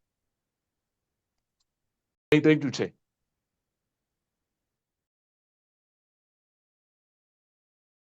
Thank you very much, Chair. Can I come in, Chair, briefly? Yes, Honorable Nomvalo. Yeah, no, let me start, Chair, by saying that we've been largely covered by some of the presentations or the points rather that have been submitted by the first speaker, Honorable Sangoni, on the issue of online interviews. We fully agree, we fully align ourselves with what she has said. There is no need to repeat it. And also I've been covered by what the latter speaker has said. But in addition, Chair, we just want, I don't know what is the position of the legal team on this matter that I'm going to raise, but I was hoping that it is going to be part of their presentation. The issue of witnesses who have appeared before this committee and after their appearance, statements are made against the submissions that they have made, which might make their statements which they made before this committee to be a lie or to be untrue. And that would legally mean that they have lied under oath. Practically, the issue of Pegitele, for instance, the committee would remember that when he came to the committee, he made some averments which were denied, and some were opposed by by Mr. Matlala in Khosumampuru. So how do we deal with such matters which trigger a response? Because if what was said by Mr. Matlala is anything to go by, then that means to a certain extent, Mr. Cele lied before this committee, but it would be incomplete to make that determination, having not given him an opportunity to reply to what has been raised or to what was raised by Mr. Matlala against him. So are we not supposed maybe to call Pegitele, either for him to make a written submission, which were made against him by Mr. Matlala, because it's going to be compulsory, or it's going to be necessary in future for us to make a determination relying on the submission, on the submissions respectively that have been made by the two individuals that I'm speaking about. So I think, Chair, our view as the MK party is that we can't leave it hanging like that. Maybe we'll have to request for a written submission from Mr. Cele to reply to all the allegations that were made by Mr. Matlala against him. Or maybe we invite him to come back to the committee and reply. I'm raising this because Mr. Cele is not part of the list that has been presented before this committee by the legal team. Then the second one, Chair, is that I think last year in one of our meetings, we agreed as the committee that we will have to call General Lt Mkhwanazi to come back, maybe at the tail end of our interviews, to afford him an opportunity, because 80%, if not 90%, and if not all witnesses have replied to allegations he made. Some have denied, some have rubbished all the allegations. So it will be procedurally fair for the committee to allow or to afford him an opportunity to come back. We even said when we made that submission that in a normal application proceeding, you allow an applicant to file an affidavit, you allow the respondent to reply, and you allow the applicant to come back. We said even though we are of an understanding that this is not a litigation process, but it will be procedurally fair from an objective point of view to allow him to come back to reply to all the replies that have been made to his allegations. So I'm raising that, Chair, because it's also not part of the list or of the names, rather, that have been presented. We understand that there's limitation of time, Chair, but that must not compromise the quality of our inquiry or investigation, because a report of this whole process will be taken to court. So we must not open loopholes consciously so. We must avoid anything that might come back to compromise the credibility of our report. Then the last one, Chair. Our view is that the 15 submissions that have been made at a face value are going to assist this committee and will point the committee to a direction of probing the NPA further. We understand that the NDPP appeared before this committee, and the head of the IDEC appeared also.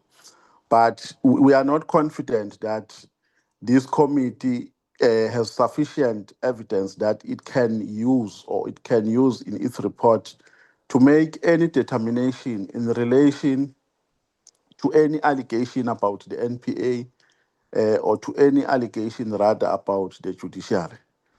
Our interim position, Chair, is that I'm saying interim. I'm carefully using this word because we have not read the full content of the submissions.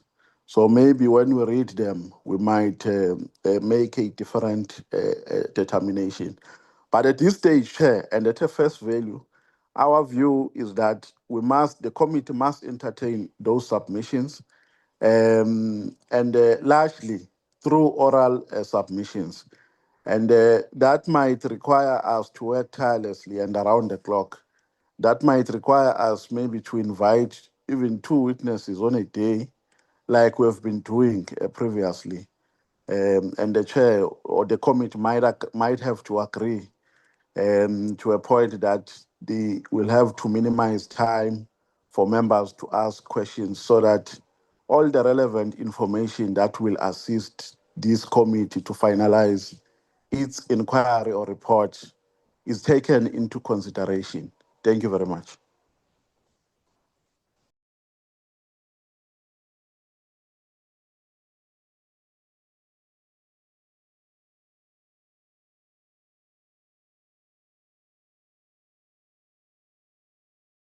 Chair, Was I ngathi even no audible, Brown Chair? Mkhwanazi.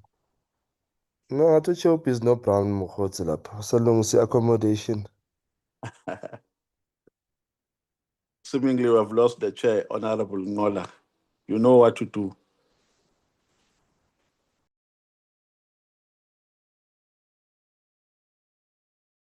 It looks like I think next was Honorable Shongwe. Thank you, new chair. Chair, I think when I'm covered kulama inputs akhona, but kube kuyiphutha elikhulu kakhulu futhi chair uma sengake senze lento efunwayo lo baba bathi uPaul O'Sullivan. Ngeke ngasho before sivala ngathi ithatheni passport yalo muntu ngoba uzobaleka. And indeed now we are told ukuthi useLondon. It's a pity that chair now we need to submit certain affidavits in order to call certain people. But I agree with the Honorable Khosela ukuthi lona ubaba uPaul Sullivan kumele abizwe and aze physically. But in pertaining to our judges and the prosecutors and the rest of laba amagama esifuna ukuwabiza, I feel ukuthi some of them don't even need an affidavit to be called in. For example, the judge elinikeze ubaba Paul Sullivan incwadi yokuthi we can't arrest him unless you inform him 48 hours before. That judge needs to see us. Kunenkulumo emele asixoxele yona. Number two, the same matter yaka Paul Sullivan is struck out of the roll, the document that you got last night. Those allegations against him were struck off the roll. Mawifunda leyanto, it's so suspicious kakhulu. Naloyo judge loyo naloyo prosecutor, they need to see us bazosixoxela ukuthi yini lento labayenza. Ayifune affidavit ke le chair, if I may say. So I think I would propose to chair and the committee that I know that we are pressed for time and we are supposed to finish in due time in February. However, we won't be doing justice to the South Africans. South Africans want people to be arrested. And I would suggest we arrest the few that we have done. We are done with this right. But we can't miss a space where we further probe these things. There is more that came when we were already in session where we ad hoc. There was less that we understood before we went in, but now more has come. And if you check less catesis begile, some people might find indlela yokusibalekela. There's a lot that we need to probe. We've discovered what this ad hoc committee is a necessity. And fortunate for it, I found Nale any commission. It doesn't waste money. It doesn't require too much money to ukuthi isebenze. However, it's a huge benefit to South Africans. We've uncovered a lot of things thanks to General Mkhwanazi. We've uncovered izinto ezidinga ukuthi siziphi isikhathi siyihlasele. So I propose ukuthi let's either again ask for more time, but while sicala ngalaba sibabophe sibacede laba, so that we show ukuthi sizimisele ukusebenza. And we are not just the other administration, not saying bebangasebenzi, maybe bebasebenza, but we want to deliver results with my South Africans. So I propose that one, let's further look at this into yesikhathi. And two, I agree with akuqale uGeneral Phahlane personally. Why? Because ama allegations waka Paul Sullivan and the likes are coming from General Phahlane. The fact that he uzenze ilokhu member ye-IPID comes from General Phahlane. So it's indeed General Phahlane should be the person to start. I'm not sure whether I agree with ukuthi makanikezwe isikhathi esincane for one day. What if there is more that needs him to give us into eziqinile about these issues of ubaba lo phethe country to Paul Sullivan, because seems like Paul Sullivan is the president of this country, goes and does whatever. We have father no president when your country does whatever they want to do a country in Yabantu. So I propose that we also style more of his card to probe certain matters. Thank you, Chair. Thank you very much, Honorable Shongwe. The Democratic Alliance.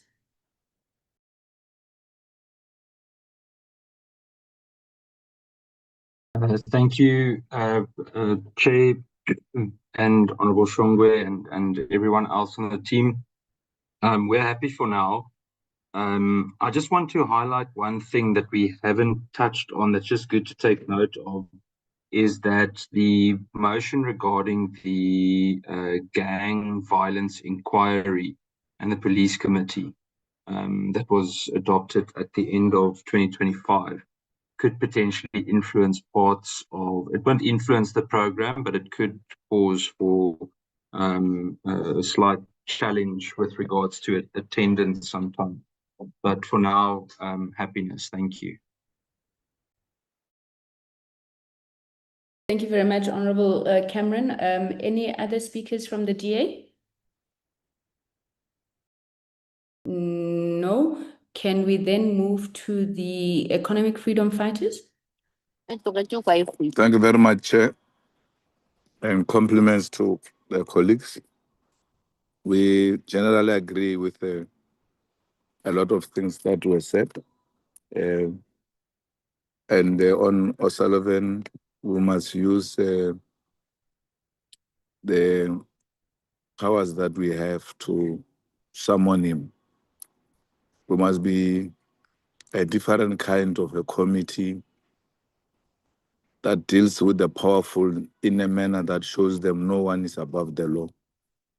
And this time is giving us an opportunity to demonstrate to him that he's nothing else but a subject of the Constitution of South Africa if he thinks he's South African, and therefore he's going to have to respect the Constitution of South Africa and the laws of South Africa.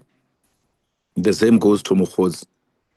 If all things were equal, we're just supposed to send a donkey cart to go and fetch him from the village and bring him here, because he has got no reason. Things were clownish and were part of the people he has been clownishing with for a very long time in that province. So we need to find a way decisively to deal with him. When we are listening to generals of the police, we've never referred to them as a group. We've never said, hey, subs, they say, why are you scared of subs? No. We spoke about individual names. We said one this one, one this one Sibiya, one this one this one this one. As an adult who's responsible of making laws of this country, you must jealously guard against the integrity and the image of the judiciary, and do not make sweeping statements about the judiciary. Because the day you erode the image, the good image and the authority of the judiciary, that's when you are taking this democracy to the dogs. I'm very angry with the judiciary for not delivering the Phala judgment on time. But I'm not going to paint the whole judiciary as being incompetent and making political consideration before they make a judgment. No, I've got a problem with the Constitutional Court, which has had the matter and is unable to deliver the simplest matter they've ever had before. And therefore, if I've got any issue, I will say the Constitutional Court has in this regard failed us. If there is a judge that you've got an evidence against, that this judge has been corrupted and this judge has done 1, 2, 3, 4, you need to specifically mention that judge. Don't act all brave here and all act. Don't act all brave. Mention a name and say Judge Ludwaba gave a judgment that said 1, 2, 3, 4, and therefore he needs to come and account so that we can argue about that. There is no judge who has ever been taken to a commission on the basis of a judgment. Anyone who's not happy with the judgment of Judge Ludwaba, that when you need Paul O'Sullivan, you must give him 48 hours and notice of warrants of arrest. You can take that on recourse, unless you say that became as a result of a corrupt nature or relationship Ludwaba has with Paul O'Sullivan, and this is the kind of a relationship they have. On the basis of that, then make us take a decision. I'm not going to say, let's call judiciary, let's call judiciary. That's what we asked Lieutenant General Mkhwanazi. Who do you refer to when you say judiciary? He couldn't give us. He just spoke about a magistrate. And I said to him, which he was quick to concede, that do you realize it is dangerous to say a magistrate who normally when we speak about judiciary, we refer to judges. But in this case, you're referring to a magistrate, and on the basis of that, you paint the whole judiciary wrong. He was quick to concede. Even that judgment of that magistrate, there's nothing wrong with it. Anyone who's got a problem with that judgment, let that person take that judgment on appeal. There is a recourse for that. Where a judge takes money of Sunderland and get arrested, those are the kind of issues that we must be concerned about. That this is a practical case where judges can be bought and undermine the rule of law. But I'm still to hear which judge did what outside giving wrong judgments Judges give wrong judgments. And in most cases, their judgments are overturned. It can't be that when we're not happy with a judgment, we paint a judge as corrupt. You are going to collapse yourselves, the judiciary.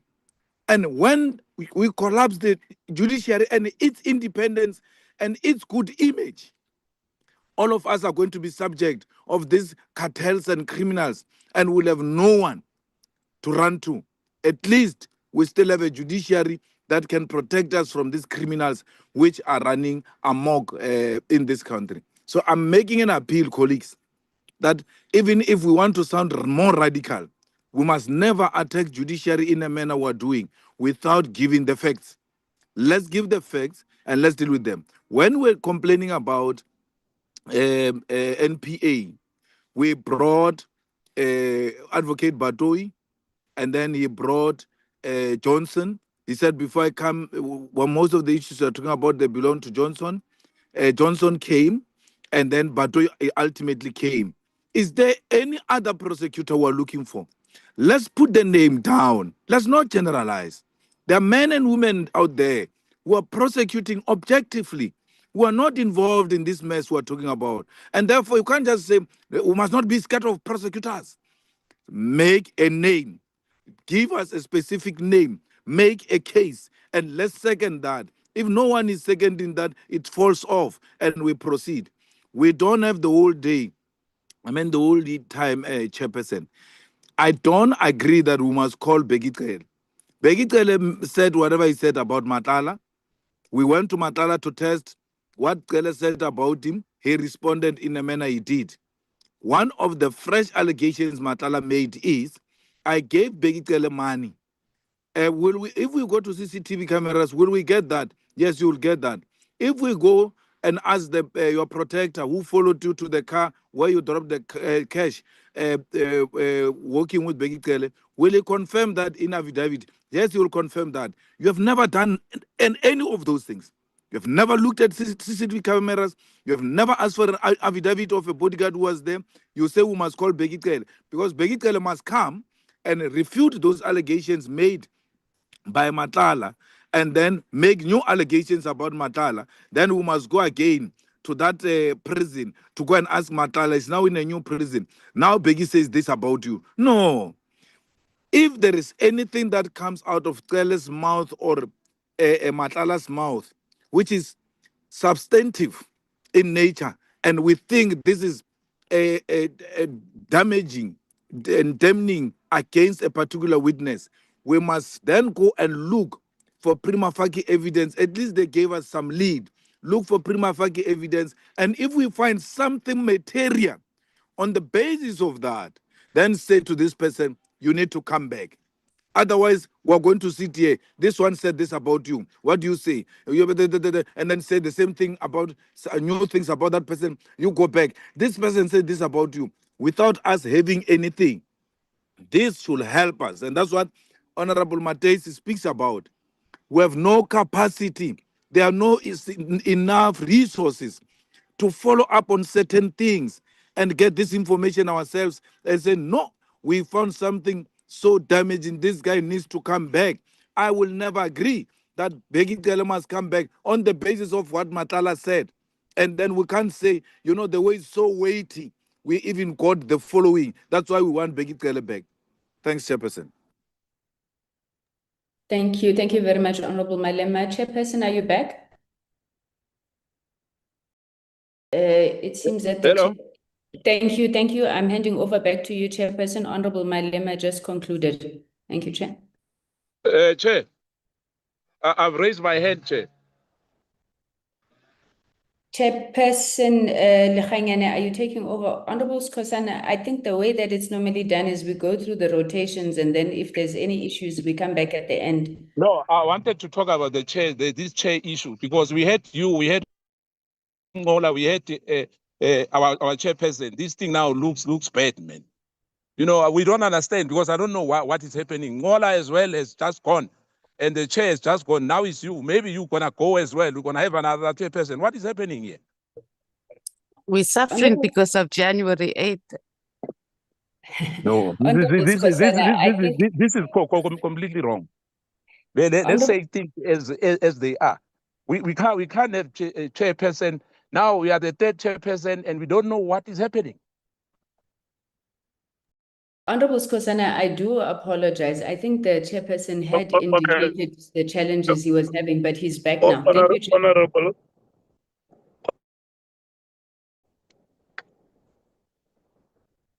Hello, Honorable Sangoni. Yes, Chair, you are on the chair. Thank you, Chairperson.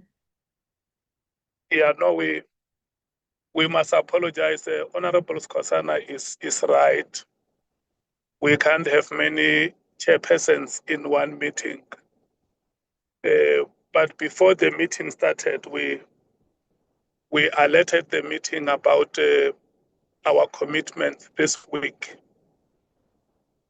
And just bear with us, honorable members. It is not something that is unusual amongst members of this committee. Apologies like this are recorded in our meetings and they are accepted. It's unfortunate that today they are affecting us the way they do or the way they did. We want to apologize for that. And I think you will understand, Honorable Skhosana, it's not because we deliberately want to collapse the meeting or we don't take this meeting serious. We were members and leaders of political parties that have sent us to Parliament. And of course, we can never equate Parliament to any of the political parties because Parliament is the supreme political institution by the constitution of the country. So the point that you raise is a very reasonable and fair point by every measure. You are right. And I think I have also arrived at a place where there is a proper coverage of a network. There might have been one or two speakers that I missed, but the thrust of the discussions in the meeting, I have been following. Even the last speaker, Honorable Malema, I heard all what he said. Can we move forward in that regard? And I want to thank you, Honorable Sangoni, for standing in when we could have had difficulties. Is that adequate, Honorable Skhosana? No, it's fine, Chair. It's fine. Yeah, thank you. Thank you so much for your understanding.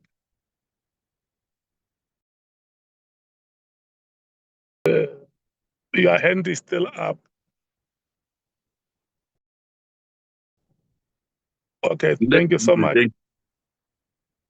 Can I check, Honorable Matthys, did you have any point that you wanted to make or had you already spoken before, Honorable Malema? No, I haven't, Chair. Just quickly, on the public participation, we are in support of the list that has been submitted. I do think we'll have to relook at the number or the amount of time that we are saying that we'll allocate per witness. It might not be doable. And perhaps we should also look at maybe we must schedule a weekend. And if we do that in advance, I'm sure that each of us will be able to arrange our schedule at least to take these witnesses so we don't fall far behind and we also we do justice to the presentations or the submissions that we've received via public participation. I'm also going to recommend, or we're also going to recommend, Chair, that maybe we must allocate a team to deal specifically with the public participation and preparing the witness statements. In all these witnesses that we have invited with affidavits, sworn affidavits, and I don't think this should be any different. So those that have submitted bullet points or haven't given us evidence in the initial submissions, they should be followed up and that information must be requested from them. It can't be that witnesses that we've invited and that actually have capacity. We've been assisting them with our legal team, and then the others who we are saying they've only submitted bullet points or they haven't submitted evidence, etc., that we must exclude them. So that should not be the basis. Obviously, after the legal team or a dedicated legal team, and perhaps we should look at our legal team in Parliament who can work on that, or the researchers, and if they still don't provide sufficient evidence, then we consider it. But no submission must be disregarded because they've submitted bullet points. That's not fair, and we are not assisting the public. We are here to be able to help them to be able to do their submissions. So we support the list in that regard. We also support the fact that the other matters that we are not going to, that were submitted via public participation and that we are unable to bring towards or bring before the committee, that they are submitted to the relevant portfolio committees, and that we also make sure that we have proper reporting mechanisms, so we make sure that this also doesn't fall by the wayside. We can't be seen as a committee that started a process and then again matters just fall away and we don't follow up.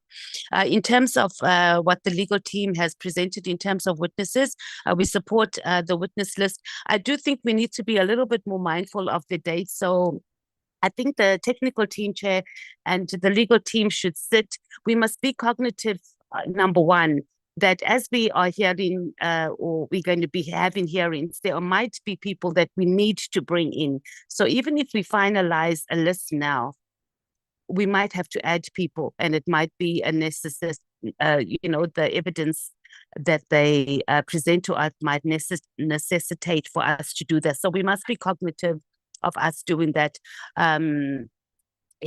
Doing that. So let's also have our diaries or the diary or that we have now, our draft program rather, be set up, that maybe we have like at least a week, and if there are any witnesses that we desperately need to bring to the committee based on the hearings or the people that are going to come before us between now and when we conclude that we are able to schedule that. Remember, we can have public and then also these other witnesses. So let's just be cognitive of that so we don't have to go back and forth.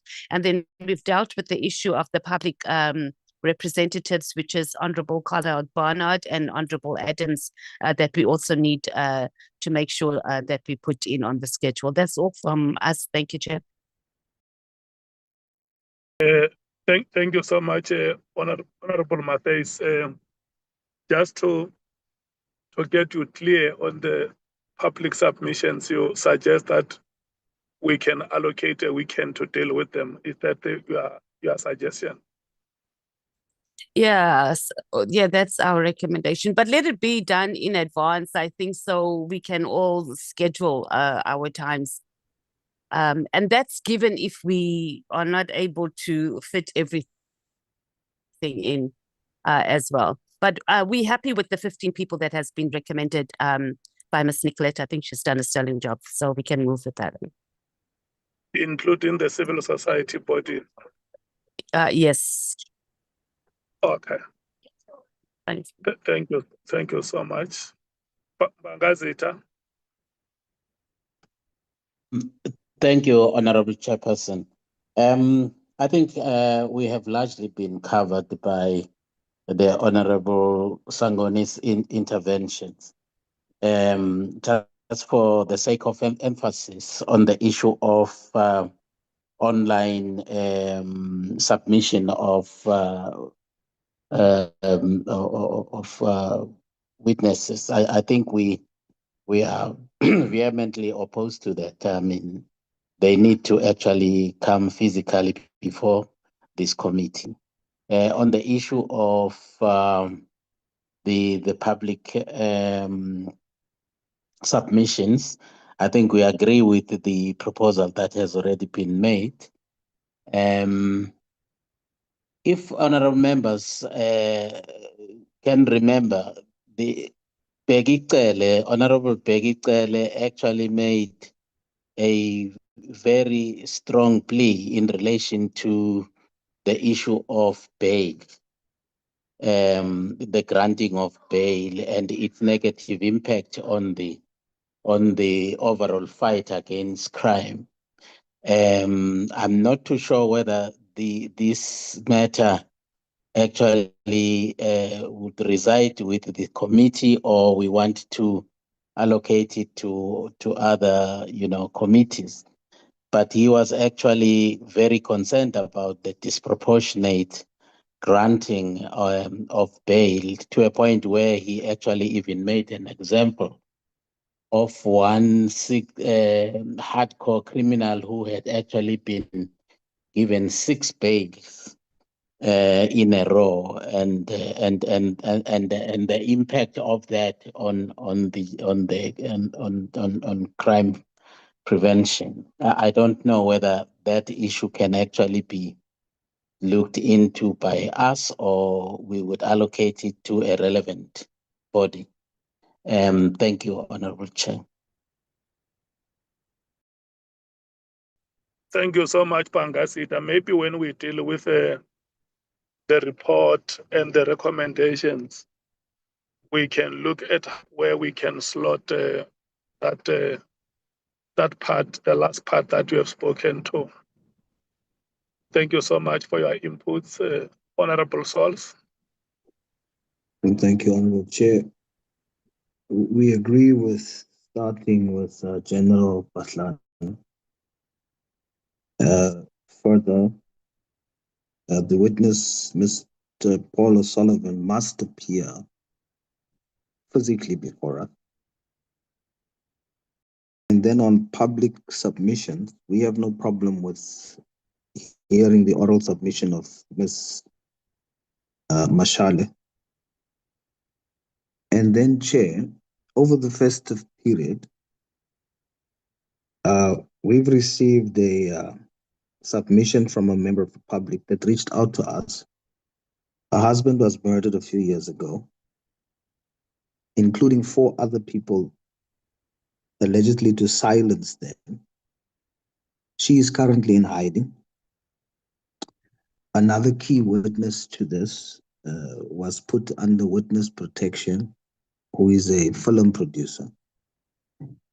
And to date, nothing has happened with the case. So they are alleging that there is foul play from SEPS and obviously interference, and they've got substantial proof of this.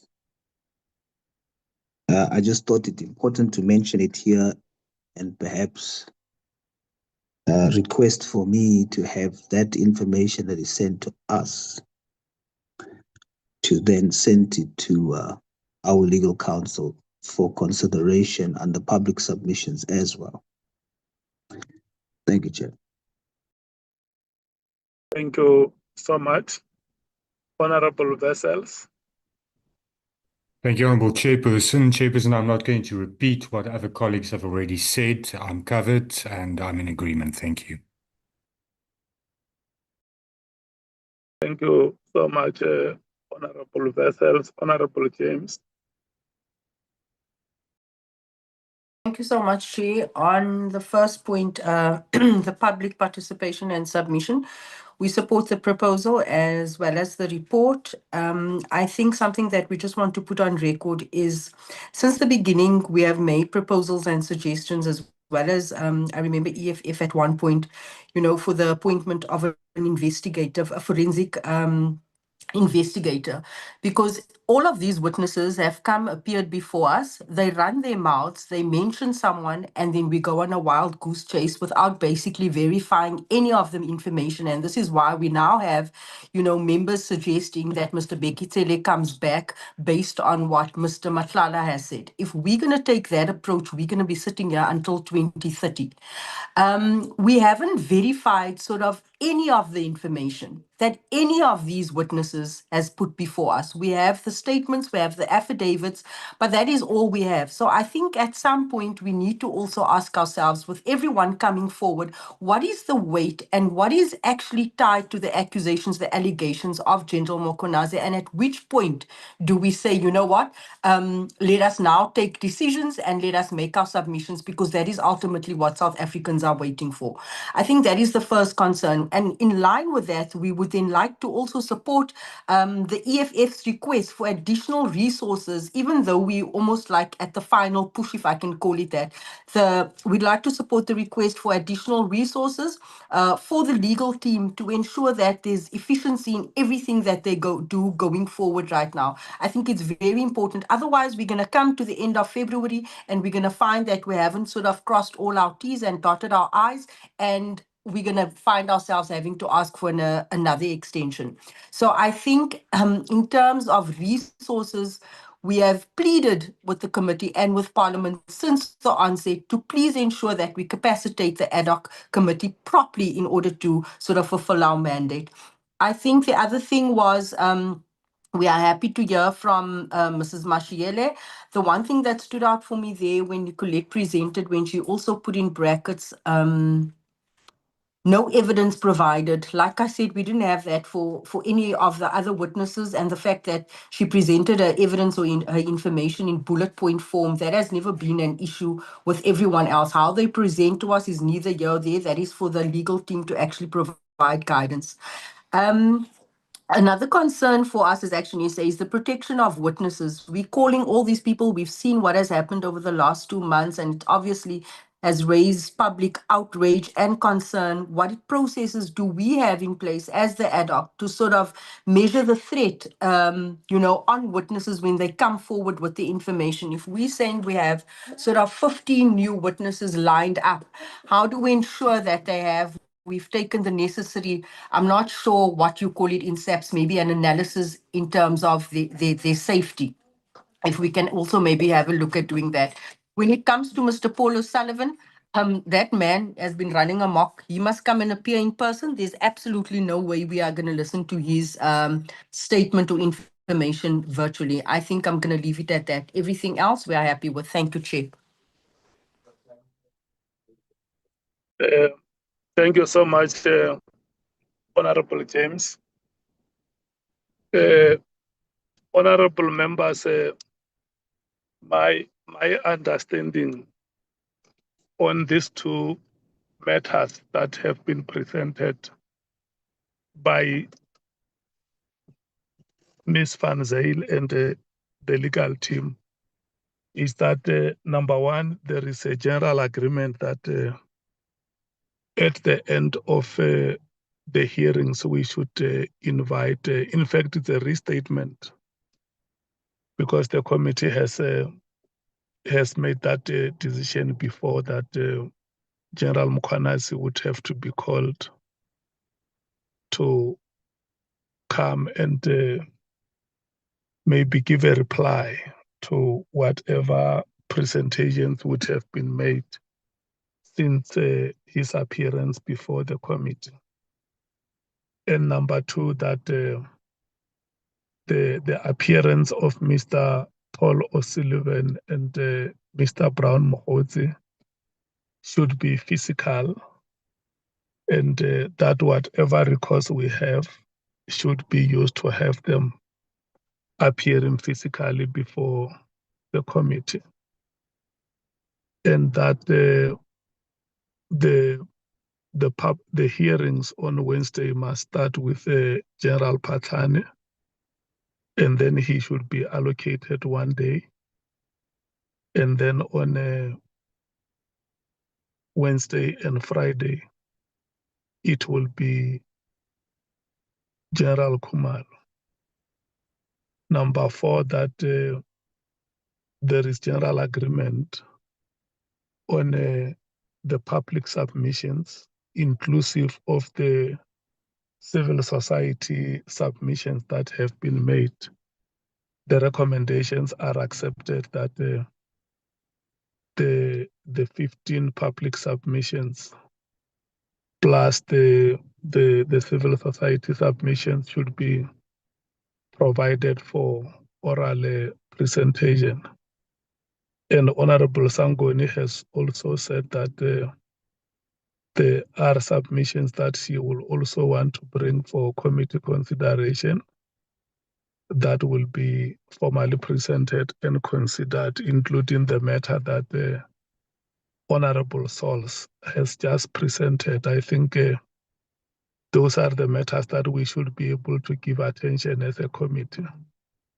Probably in our next meeting, like we said, we may meet on Monday in case there are issues that we will want to deal with. So those matters should be considered in our next meeting, Honorable Sols and Honorable Sangoni. So now, what becomes consequential is that because there is a timetable which has been presented, and when this meeting started, we said the reason why we start with public submissions was because the recommendations that were going to be presented by Ms. Van Zyl may impact or may militate for the amendment of the timetable. So what then means is that inclusive of the suggestions that Honorable Matthys has made, if it's possible that we can identify a weekend which we can allocate to deal with the public submissions, or if it's possible to integrate them in the timetable, we should be able to do that. And an improved or an amended timetable will then be presented to the meeting, probably next week, Monday. For sure, we would have, by that time, we would have, it will be shortly before we listen to, we resume with our hearings. If members agree, but we will check with the members for their availability between now and next week, Monday, what time will be appropriate for us to have a meeting to consider those matters. And with regard to, yes, the amendment will also feature witness Honorable Kola Barnard and witness Honorable Adams. And then with regard to members of the judiciary, I think that if there is any evidence that compels us to call a witness before the committee, let's make that evidence available. And if honorable members remember very, very well, when we started with the conduct of the hearings, we said that we are going to call General Mkhwanazi because he is the one who made allegations. And then he came here, he made allegations. From his statements, we identified witnesses. And there were other witnesses that subsequently came after his appearance. They also made allegations, and the allegations that they made triggered the identification of more witnesses. For instance, the name of Paul O'Sullivan came to the picture after it was mentioned in the statements of General Mkhwanazi and in particular, Mr. Nkabinde, who went at length to give evidence that implicated the name of Paul O'Sullivan. And so I want to plead with members that this is the approach that we should take to identify any potential witness that should come before the committee. And then one other matter which has been successfully canvassed in this meeting is that the members of this committee agree that even when we accept the recommendations on public submissions, focus must not only be on those 15 plus 5 or 6 civil society submissions. The many other submissions that have been made before the committee also have to be attended to. So there should be an approach on how those matters are attended to. If they are referred to respective oversight bodies or committees of parliament, they would be referred. If some of them have to be referred to respective institutions for written responses, they should be referred. And it will also be very important that those matters are conclusively dealt with, and the people who would have made those submissions, they must know how their matters have been attended, and we will determine a way in which they get a feedback on those matters. So from here, honorable members, we will then give the technical team time to go and read together with the legal team to go and relook at the timetable and see how the amendments that have been made here will impact on our program. And the revised program should be made available and where possible even be circulated to the members before the envisaged meeting of Monday or any other day that we agree on to have that meeting. Can I check with you, the parties, if the summary is adequate? Because I missed some parts of the meeting. I think it will be proper for me to check with yourself that I'm properly summarizing the two items. ANC? Thank you, Chair. No, I think you've properly summarized it, Chairperson. Just one item that you may have missed while you were out was a report by Honorable Cameron that there's a motion before the Portfolio Committee on Police on gang violence, which may influence their program. But if you're going to be checking with all members on availability, I think that covers it. But in terms of the summary, I think we are fine, Chairperson. Thank you. Okay, thanks very much for that important addition. MKP? Thank you, Chair. I'm sorry, I just want to go back a bit, Chair. Am I allowed? Yes, no, you are allowed. Thank you, Chair. I just want to put this matter, once and for all. Hence, we agreed, and in some of these public statements, some of the submission by the public, it's they are complaining about judges, and indeed, Chair, there's an issue about the judges. In fact, the Honorable Malema, in many forums, after SONA, after court cases, there's the very same sentiments which I have, the very same thing which we have to probe, that judges, hence I'm saying, he said himself that some judges are receiving bribes from white business. Honorable Malema himself. Now, when I raise this issue, is that like the judiciary, he said the judiciary has collapsed in this country. Now we have a forum where we have to probe these allegations. What's wrong with that? What's wrong with that? And I can give evidence. I've got several of those speeches by Honorable Malema saying judges are corrupt. Some of them are protecting the sitting president, not me himself. But now when we are talking about the judges, it's a big issue.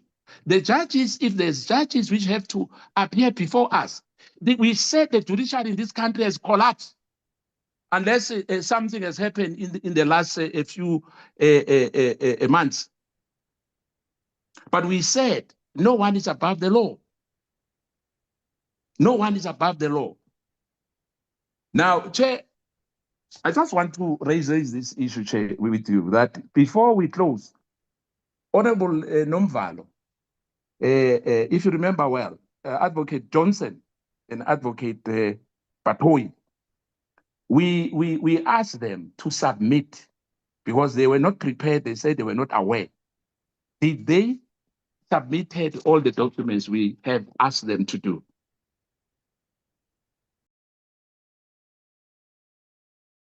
Hey, thank you, Chair. Okay, thank you so much. Let's do like this. The submissions of the two witnesses, we will follow up to check if they indeed made submissions. If they haven't, we will give them a deadline by which they must have submitted. And then on the first point that you made, I don't want it to be a matter between you and the Honorable Malema. I think the meeting listened to your views, both of you, and we must not revisit those views, because what comes out of the inputs that both of you made is that if there, and there is nobody who denies that there may be problems in the judiciary, but what has come out unambiguously in the meeting is that if there is any tinge of evidence that implicates any judge, let that information or evidence be made available so that the committee can be in a position to make a decision and say, Judge Skosana, Judge Malema, you are being invited before the committee for you to come and respond to the following allegations. And I think if that evidence has been presented before the committee and the committee ignored it or turned a blind eye to it, it's our collective responsibility to remind each other to say, there is this witness who came before us with this evidence and it's like we're not giving it attention, or there is this public submission that has been made. And we had hoped that this submission will be equally considered. But so far, you will agree with me, Honorable Member, that it will be like looking for a needle in a haystack. And we're not saying that that evidence will not come out tomorrow during the currency of the committee. If that evidence comes, let it be made available. Like if you listen to what Honorable Sols has said, that he has been approached and he's reporting this before the committee. Standing here as the chair, I'm saying to him, in the next meeting when we will be gathering like this, we are going to afford him an opportunity to present that matter formally for the committee to be able to decide on it. So we will still make that humble request that if there is any tinge of evidence that implicates any judge that requires the attention of that committee, let it be made available. It's part of our terms of reference. The committee will look at it, deliberate, and arrive at a decision like matters were rotated today and honorable members were able to express themselves on every matter. Yeah, I think, Chair, you sum up it very, very well on that to say, it's part of our term of reference. We are dealing with allegations here. Even if there's no evidence, we have to probe those. Every member who appeared here, there were allegations against them. Same if there's an allegation against the judge. Let's not change now the term of reference. We are dealing with allegations here. Yes, no, I agree. So that's my thing. I agree 100% with you. Thank you, Chair. Let's say anything that is of a probative value, let it come and the committee will probe. No, I agree. I agree, Chair. Hence I was saying all these things which I'm talking about, the issue of judges being accused of being corrupt is been for years. It's not something which is started now in the Ad Hoc Committee. Now we have an opportunity. Those allegations which were made against those judges, let's talk about them. If those judges, we've got names, let's name them. Hence, we put names even in the list before when we started. We mitigated to say, this one, we want this judge to come. There's names there. Okay. And the list, we submitted the list. Okay. Even some of them are not judged, some of them were not called, because hence we say we can't call everybody. That we understand, that we won't be able to finish this Ad Hoc Committee. But I'm saying it should not be now that I'm the one who just wake up and said judges must come to the Ad Hoc Committee. Judges, there's accusations. Hence, I'm saying even in this public, the 15 people are accusing judges in that. And if those judges' names are there, let's call them, because we are probing allegations here. Thank you, Chair. Thank you so much. I think when we meet next week, we will consider those allegations that have been made. So if there is any information or any allegations that you know, honorable member, we are going to request that you bring those allegations to the meeting. I will, Chair. And then, thank you. And then the committee will consider those allegations and make a decision whether there is a need to invite the respective witnesses or whether the matter is not of probative value. Thank you so much. Can I check with the DA if the summary we have given is sufficient? Yes, Chair. Thank you, Chair. It's sufficient from our side. I just wanted to mention again, in case you missed it earlier, as the Honourable Sangoni mentioned regarding the gang inquiry, which was a motion that was adopted last year, end of 2025. We will obviously communicate accordingly, but it may pose slight challenges regarding attendance, but it's just important that you know. But obviously, we'll see how well everyone can accommodate each other. I just wanted to give an early warning of that gang inquiry. Okay. Thank you so much. EFF? There's Nomvalo, Chair. Nomvalo was, yeah, okay, thank you, Chair. Thank you very much, Chairperson. There's only one Chairperson here. Chair, we fully agree with what you are saying. And I'm happy that you dealt with the matter of judges in a manner in which you did. There is nothing of any value that is going to come before you against judges. Nothing. It's just a cheap talk, and talk is cheap. I mean, we've gone to hardened criminals. We've gone into prisons. By now, if anyone had anything against a judge, they would have brought it forward. You know, it's just posturing to create an impression that we're not scared of anything when we don't have anything. There's nothing. I've said so many things about the judiciary. I still say them. And even in my input, I made a point that I have a problem with the Constitutional Court and the way it handles the parliamenta. But it is not all of the judiciary. It's the Constitutional Court, and they are not above the Constitution. They are a product of the Constitution. They are a subject of the Constitution themselves. That was my input. Nothing has changed from that. Only if you listen to the substance of what I'm saying. And I'm not very far from what the MK speaker says. But I can tell him now, and I can tell him just the two of us, he's got nothing on any judge, nothing.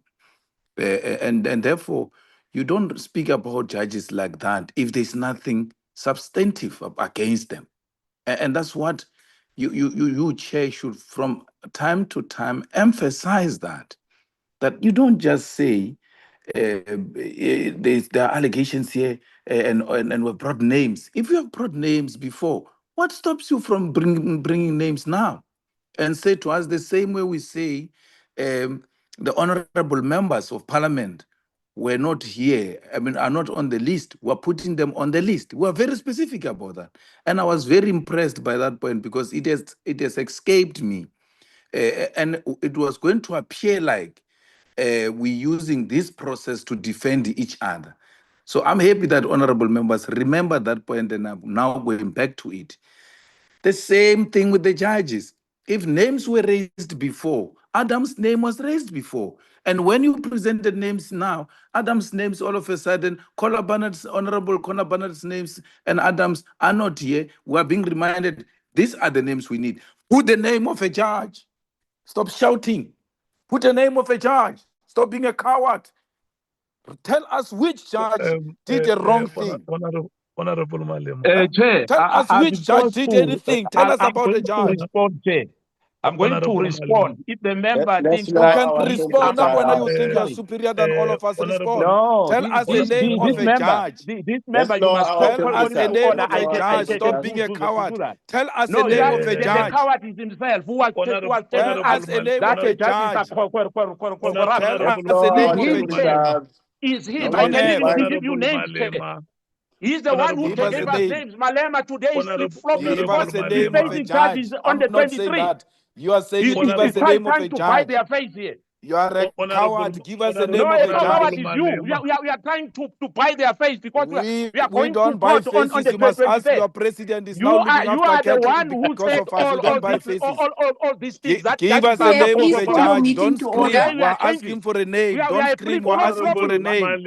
You are flip-flopping. You are the one who said Stop screaming and give us the name of a judge. You are screaming. Give us the name of a judge. Happy New Year, Honorable Skosana and Honorable Malema. Happy New Year. Happy New He's Year. the one. He's Compliments. Malema today who's changing. Honorable members, order. He's the Happy one New Year, changing. comrades. Happy New New Year. No, He's a flip-flopper of notes. You mention judges, the next thing you say, I must give names. It's you who cares about judges that are corrupt. Today you don't know what you then you don't know what you are talking about. No, you don't I'm know talking what you are about talking you. about. No, you are the one who said judges that judges are corrupt. And then I must give names. You said that Compliments of the new year, honorable members. Give a name. Give a name of a judge. I'm not being a coward. Give a name of a judge. That is you. Who've been accusing judges for the last 11 years. And you don't know what you're talking about. Then you don't know what you're talking about. Honorable Malema and Honorable Skosana, no honorable members, we can't conduct ourselves like this.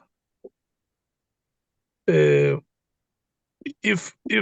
I leave you to do this, I will be failing in my responsibility as the chair, and I was becoming afraid that you can speak like this for 365 days.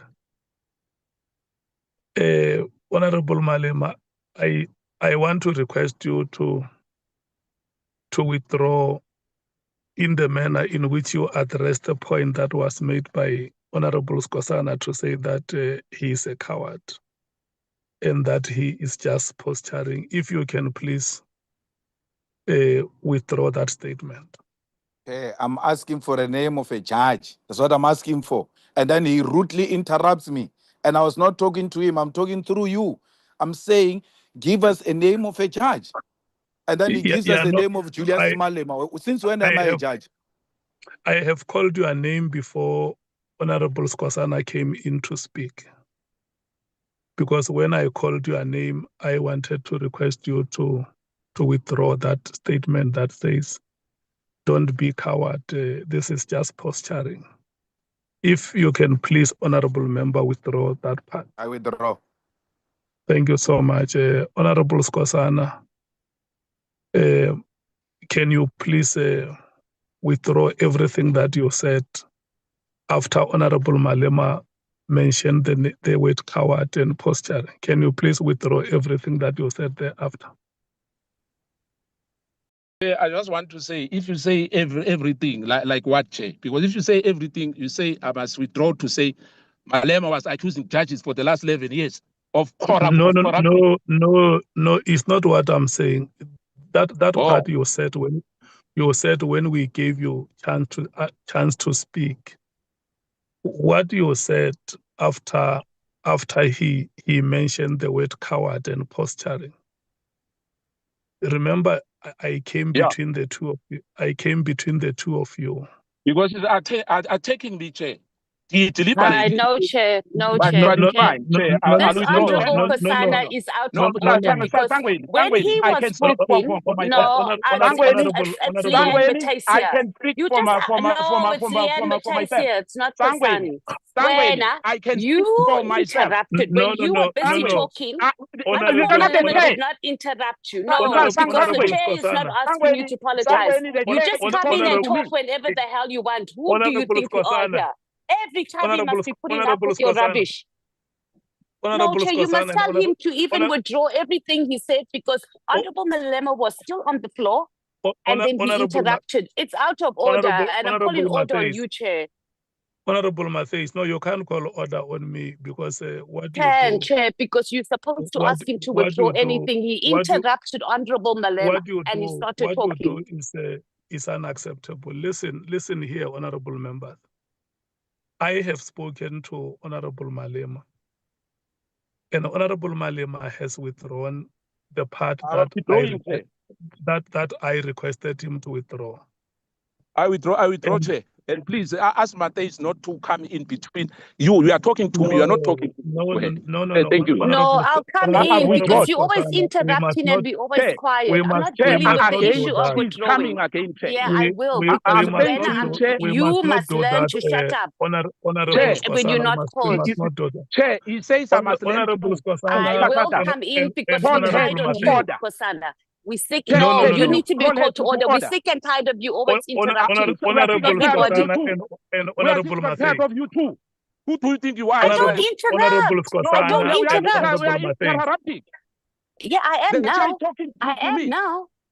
I am now interrupting because you interrupted. You spoke for a very long time. Nobody said anything.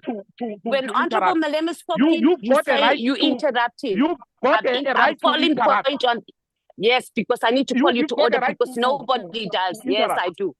Yes, I do. Okay, so you can continue interrupting. It's fine. Yeah, I have an right to interrupt when you don't know how to conduct yourself. Well, don't listen to me. Because we wish you could just understand basic things about how to conduct yourself in a basic committee. You need to go to organizational meetings and learn how to conduct yourself into a meeting. Yes. It can be my whole two hands can be pointing back at me. Go to organizational meetings and learn how to conduct yourself in a meeting. You are not going to lecture me by anything. You disrupted Parliament for many years. You can't tell me anything. Chair, I'm listening to you. Honorable members, I think we have given you enough time to say what you wanted to say. We have had. He must withdraw Sangweni as well. I'm not Sangweni, but he must withdraw that mistaken reference to me. Honorable Sangweni, please. I'm sorry, Chair. Honorable Skosana and Honorable Matthys, we have given you a chance to say what you wanted to say. Some of the things that you said, every time we see you, are going to remember what you said. Honorable Skosana, I was coming to address you after we have laid to rest the matter with Honorable Malema, and he has accordingly withdrawn. And I requested you to withdraw. To withdraw. Withdraw, Chair. Thank you. No, I have not finished speaking. The reason why the meeting deteriorated the way it did was because when I was still addressing you, you interjected me. And then the meeting deteriorated. Can you please withdraw the statements that you made after Honorable Malema has used the words coward and posture? Can you please withdraw those statements? I withdraw, Chair. Thank you so much. Honorable Skosana and Honorable Matthys, Can you please withdraw the statements that you made against each other?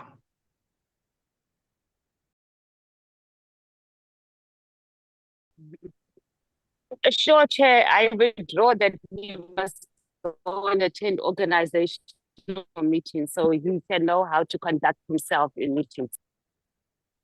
Honorable Mathais, can you please withdraw the statement that you made against Honorable Skosana? Chair, I just did. Was I muted? Honorable Mathais, can you please withdraw the statements that you made against Honorable Skosana? Chair, can you hear me? Chair? Yes, I can hear you, Honorable Member. Oh, okay.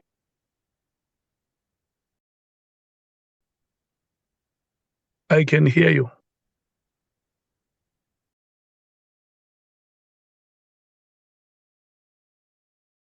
Honorable Mathais. Chair, I just did.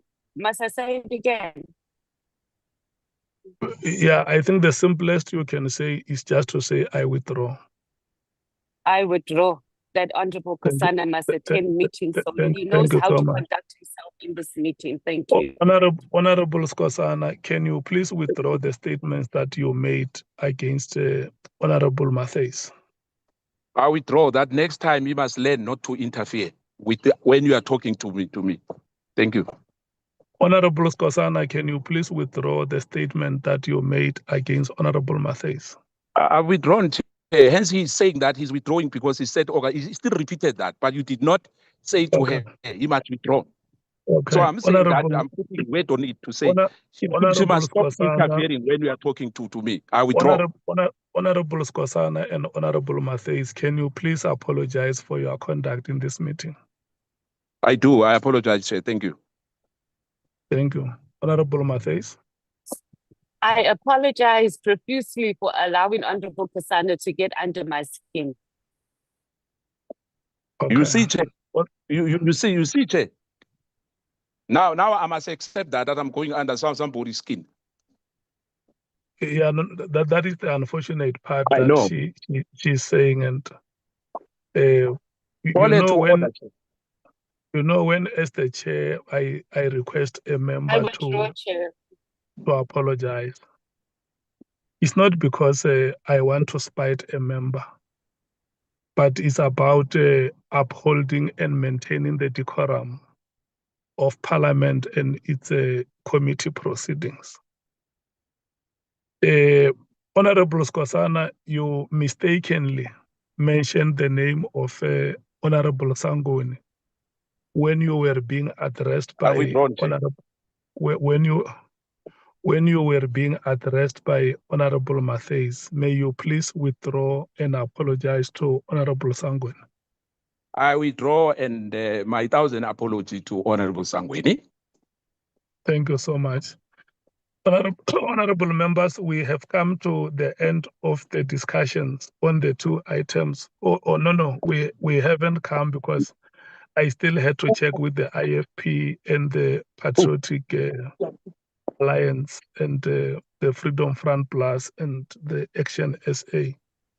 If they agree I was with still on the platform, unless you're saying you have taken away my rights.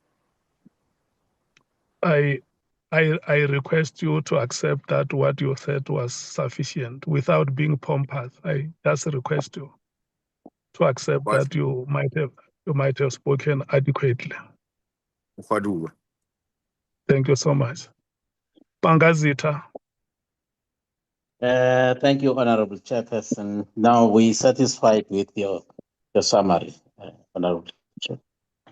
Thank you so much, Honorable Sols. Satisfied with your summary, Chair. Thank you. Thank you, Honorable Vessels.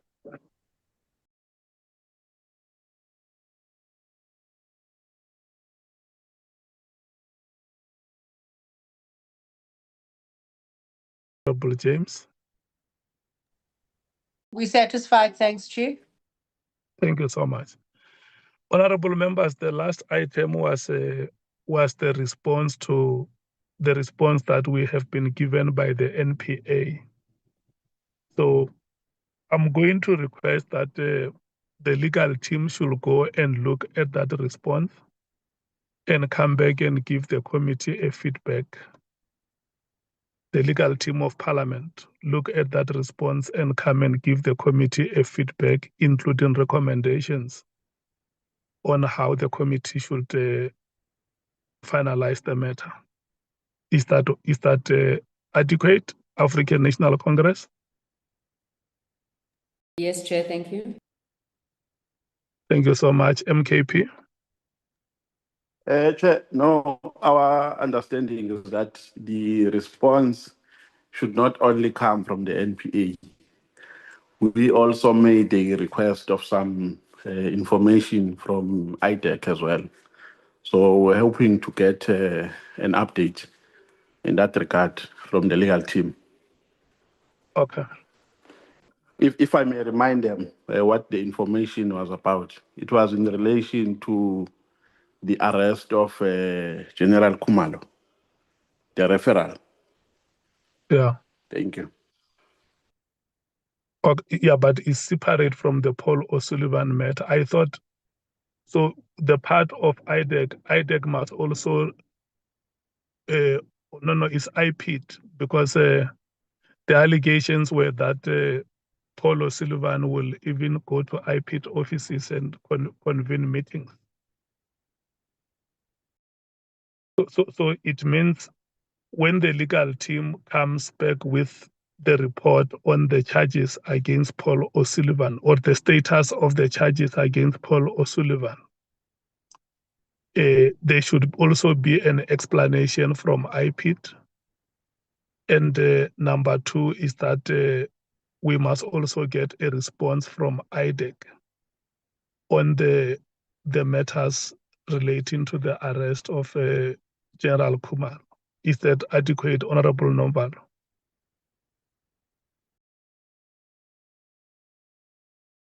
Yes, Chair. No, actually, I don't know, but the letter with regards to Paul O'Sullivan, I think was written to us, to the Senior Council. And it also related to charges which were withdrawn, charges against Paul O'Sullivan, which were withdrawn by the MPA. I think it went to that extent. Yes, but that the is legal why team can remind us. Yeah, that's why we say they must come back with a feedback and also recommend an approach. I hear you. Is that what? Okay. Yeah, The no, I DA? hear you. Thank you. The DA?